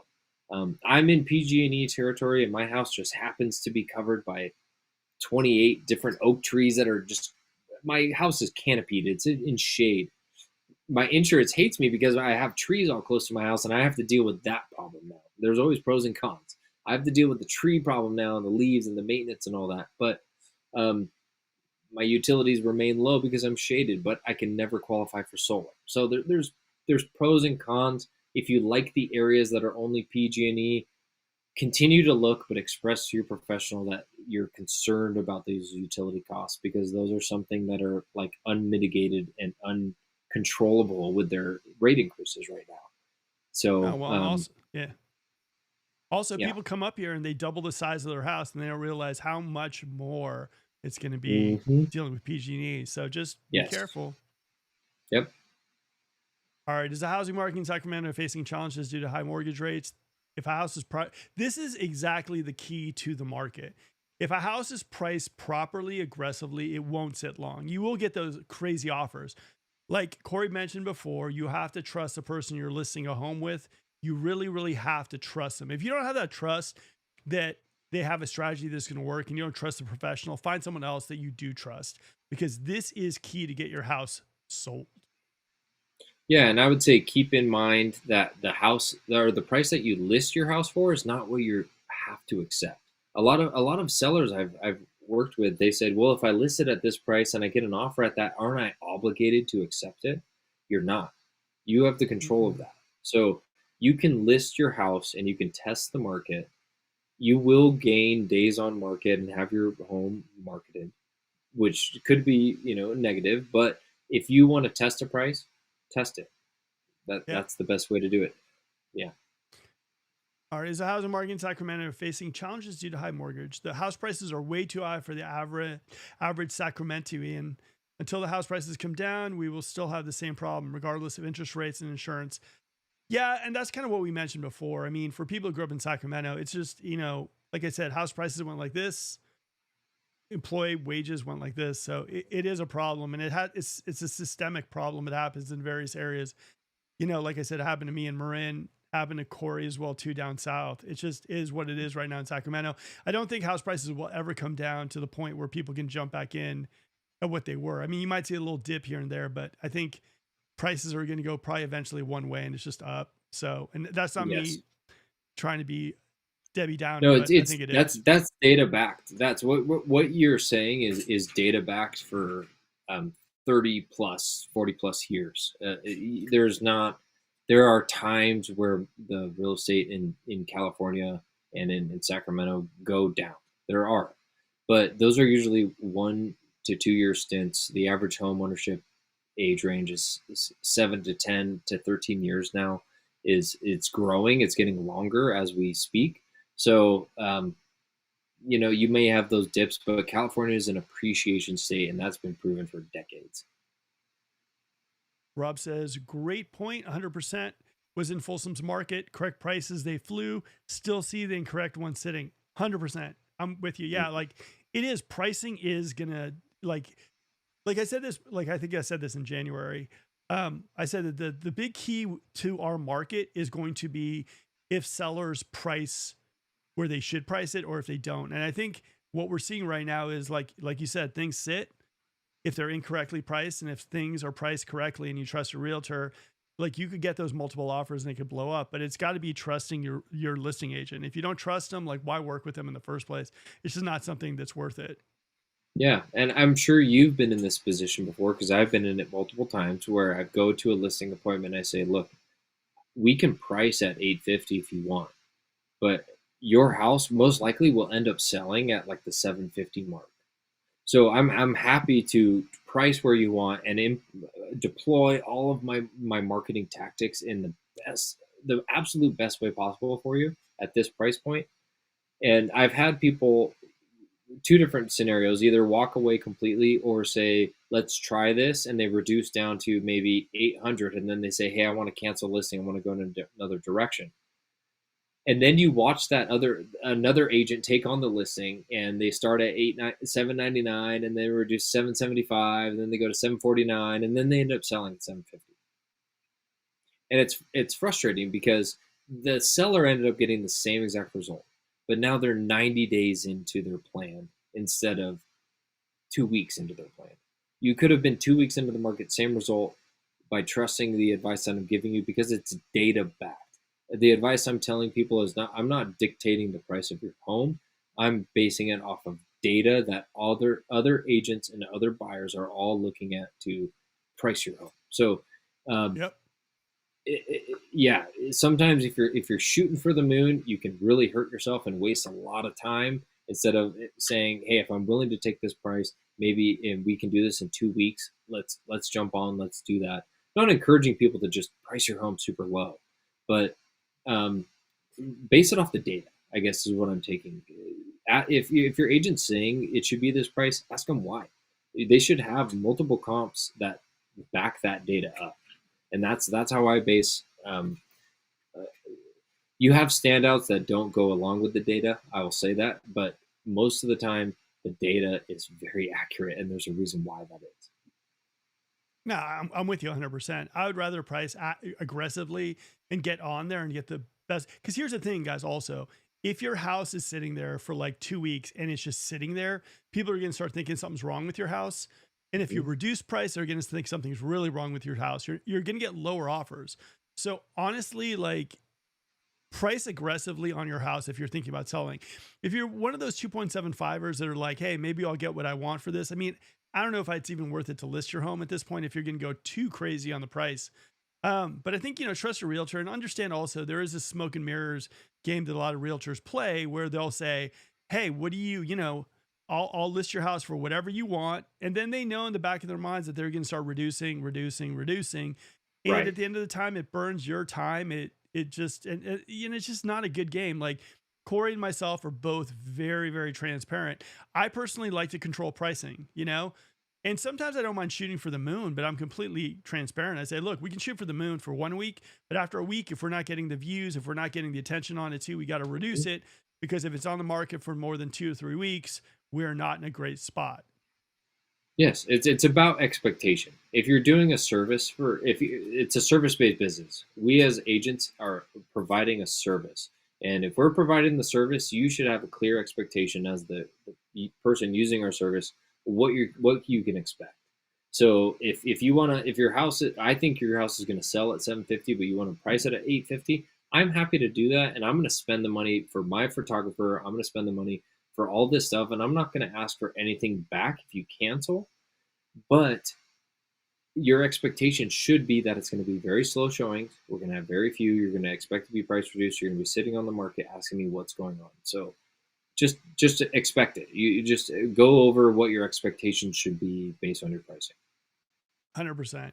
All right, we got Clinton. Hey, Clinton, how you doing? All right.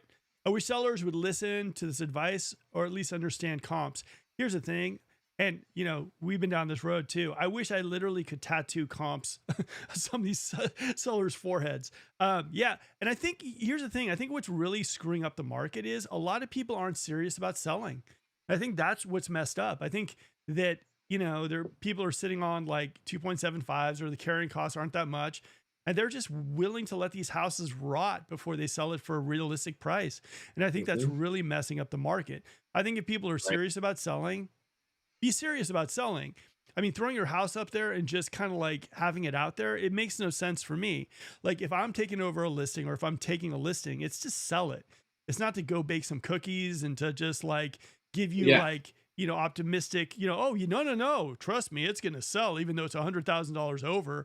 I'm there to sell a house. And if I'm not doing it and if I can't control pricing, then like, what are we doing here? I mean, we're wasting everyone's time at this. You're wasting time, money, resources. Yeah. Yeah. Exactly. And also it's going to be summertime. I mean, sellers, you guys are going to be out of the houses sweating. Might as well be in your nice air conditioned houses, sit on your 2.75, pull the listing off the market if you don't have aggressive pricing and you're serious about selling. All right. Yep. We had a great agent, the market, and then the house will dictate. We had a great agent, the market, and then house will dictate. Absolutely. And like I said, like here's the thing for us. There are a lot of amazing agents here in Sacramento, but sometimes you got to dig through a lot of them before you find that one that makes you go, yes, you got me. I feel comfortable. Yes. So if you find and I would say you should know that within like one phone call conversation, Yeah. I'll confidently say that you should within one phone call conversation for my clients, at least when we have an initiation kind of call, there usually is ending the call saying, I'm so glad that we've connected. I feel like we're in a place that we can move forward now. And I'm beyond impressed and happy with where we're at. That to me is like we've provided the service and the level of dedication to our clients that we need to provide. And if most of my clients will come off the call feeling very confident and happy. If they're not, then there's some sort of question that I didn't answer. It's not that I don't have the answer. It's typically because we didn't go over it. And that usually follows up with one or two or three more phone calls to line out those items. But if you're not impressed and blown away with the options that your agent and knowledge and data and information that your agent is providing, talk to a couple of their agents and see if you get that feeling from somebody else. For us, we're kind of like this, like for the calls we do, the Zoom calls and everything too, we're looking for the right fit. You know what I mean? We're looking to make sure that we're the right fit for you as well too. Like the main thing is that you want to feel comfortable with whoever you're working with, because this road can be a 6-month, 2-year road. And these are calls and these are people that you're going to be working with during the course of that. So for me, I'm always a big advocate on like, if our team doesn't work for you, I really sincerely wish you find someone who you feel comfortable with, that, you feel like has your back during the whole transaction. And I think at the end of the day, like, it's not about Corey. It's not about me. It's about you guys and your journey to find your house or sell your house. And I think that should always be at the forefront when you're talking to agents. It's not about us. It's about you guys. This is your journey. This is your like sale. This is your thing. And like, it always should rest on you. And if that means you move over to another realtor, that's fine. Find the person that's going to make this about you and feel comfortable with whoever you're working with. That's truly straight up what I believe. All right. 100%. One last question, then we're done for the night. Over 2 hours. Guys, hit that like button if you appreciate the live broadcast. If you appreciate Corey not watching the Warriors game and sticking it out here, answering some questions. All right. Sutter Health Nurse Recruiter here. Sacramento market is the most competitive job market for nurses at this time. Yeah. If you have no RN experience, consider starting somewhere else. If you are considering going back to school for a healthcare career, looking in diagnostic imaging, we can't find enough candidates for that right now. I think seriously, that's awesome. I mean, I think for anyone looking to move into the area, I think one is you should know exactly what avenues to pursue and what not. I will say though, for Sacramento, state jobs, construction jobs, tech jobs, we got a lot, education jobs, we got a lot, guys. And I think as far as if I was looking for a port in the storm of economic hard times, Sacramento economy and jobs go hand in hand. And I think there's no other place to be other than the state capital, especially with those state jobs. Like I said, I have a lot of people working at the state and they're not sweating it at all. What do you think, Corey? Yeah, it's funny that this comment I've been watching or looking at this comment as we've been talking about some other items because I have a client that um, she's looking to sell her home, but potentially open to rental too. That's what I'm talking about. I'm not always pushing you to sell. I am actually pushing this client to rent her home, and I'm telling her that traveling nurses here in the area are probably one of the best uh, ways to rent out your home, where you can take a single family home and essentially turn it into a triplex by renting it out room by room to traveling nurses. And if you're in the right location, this can be one of the best little hacks for your home that you could ever put into fruition.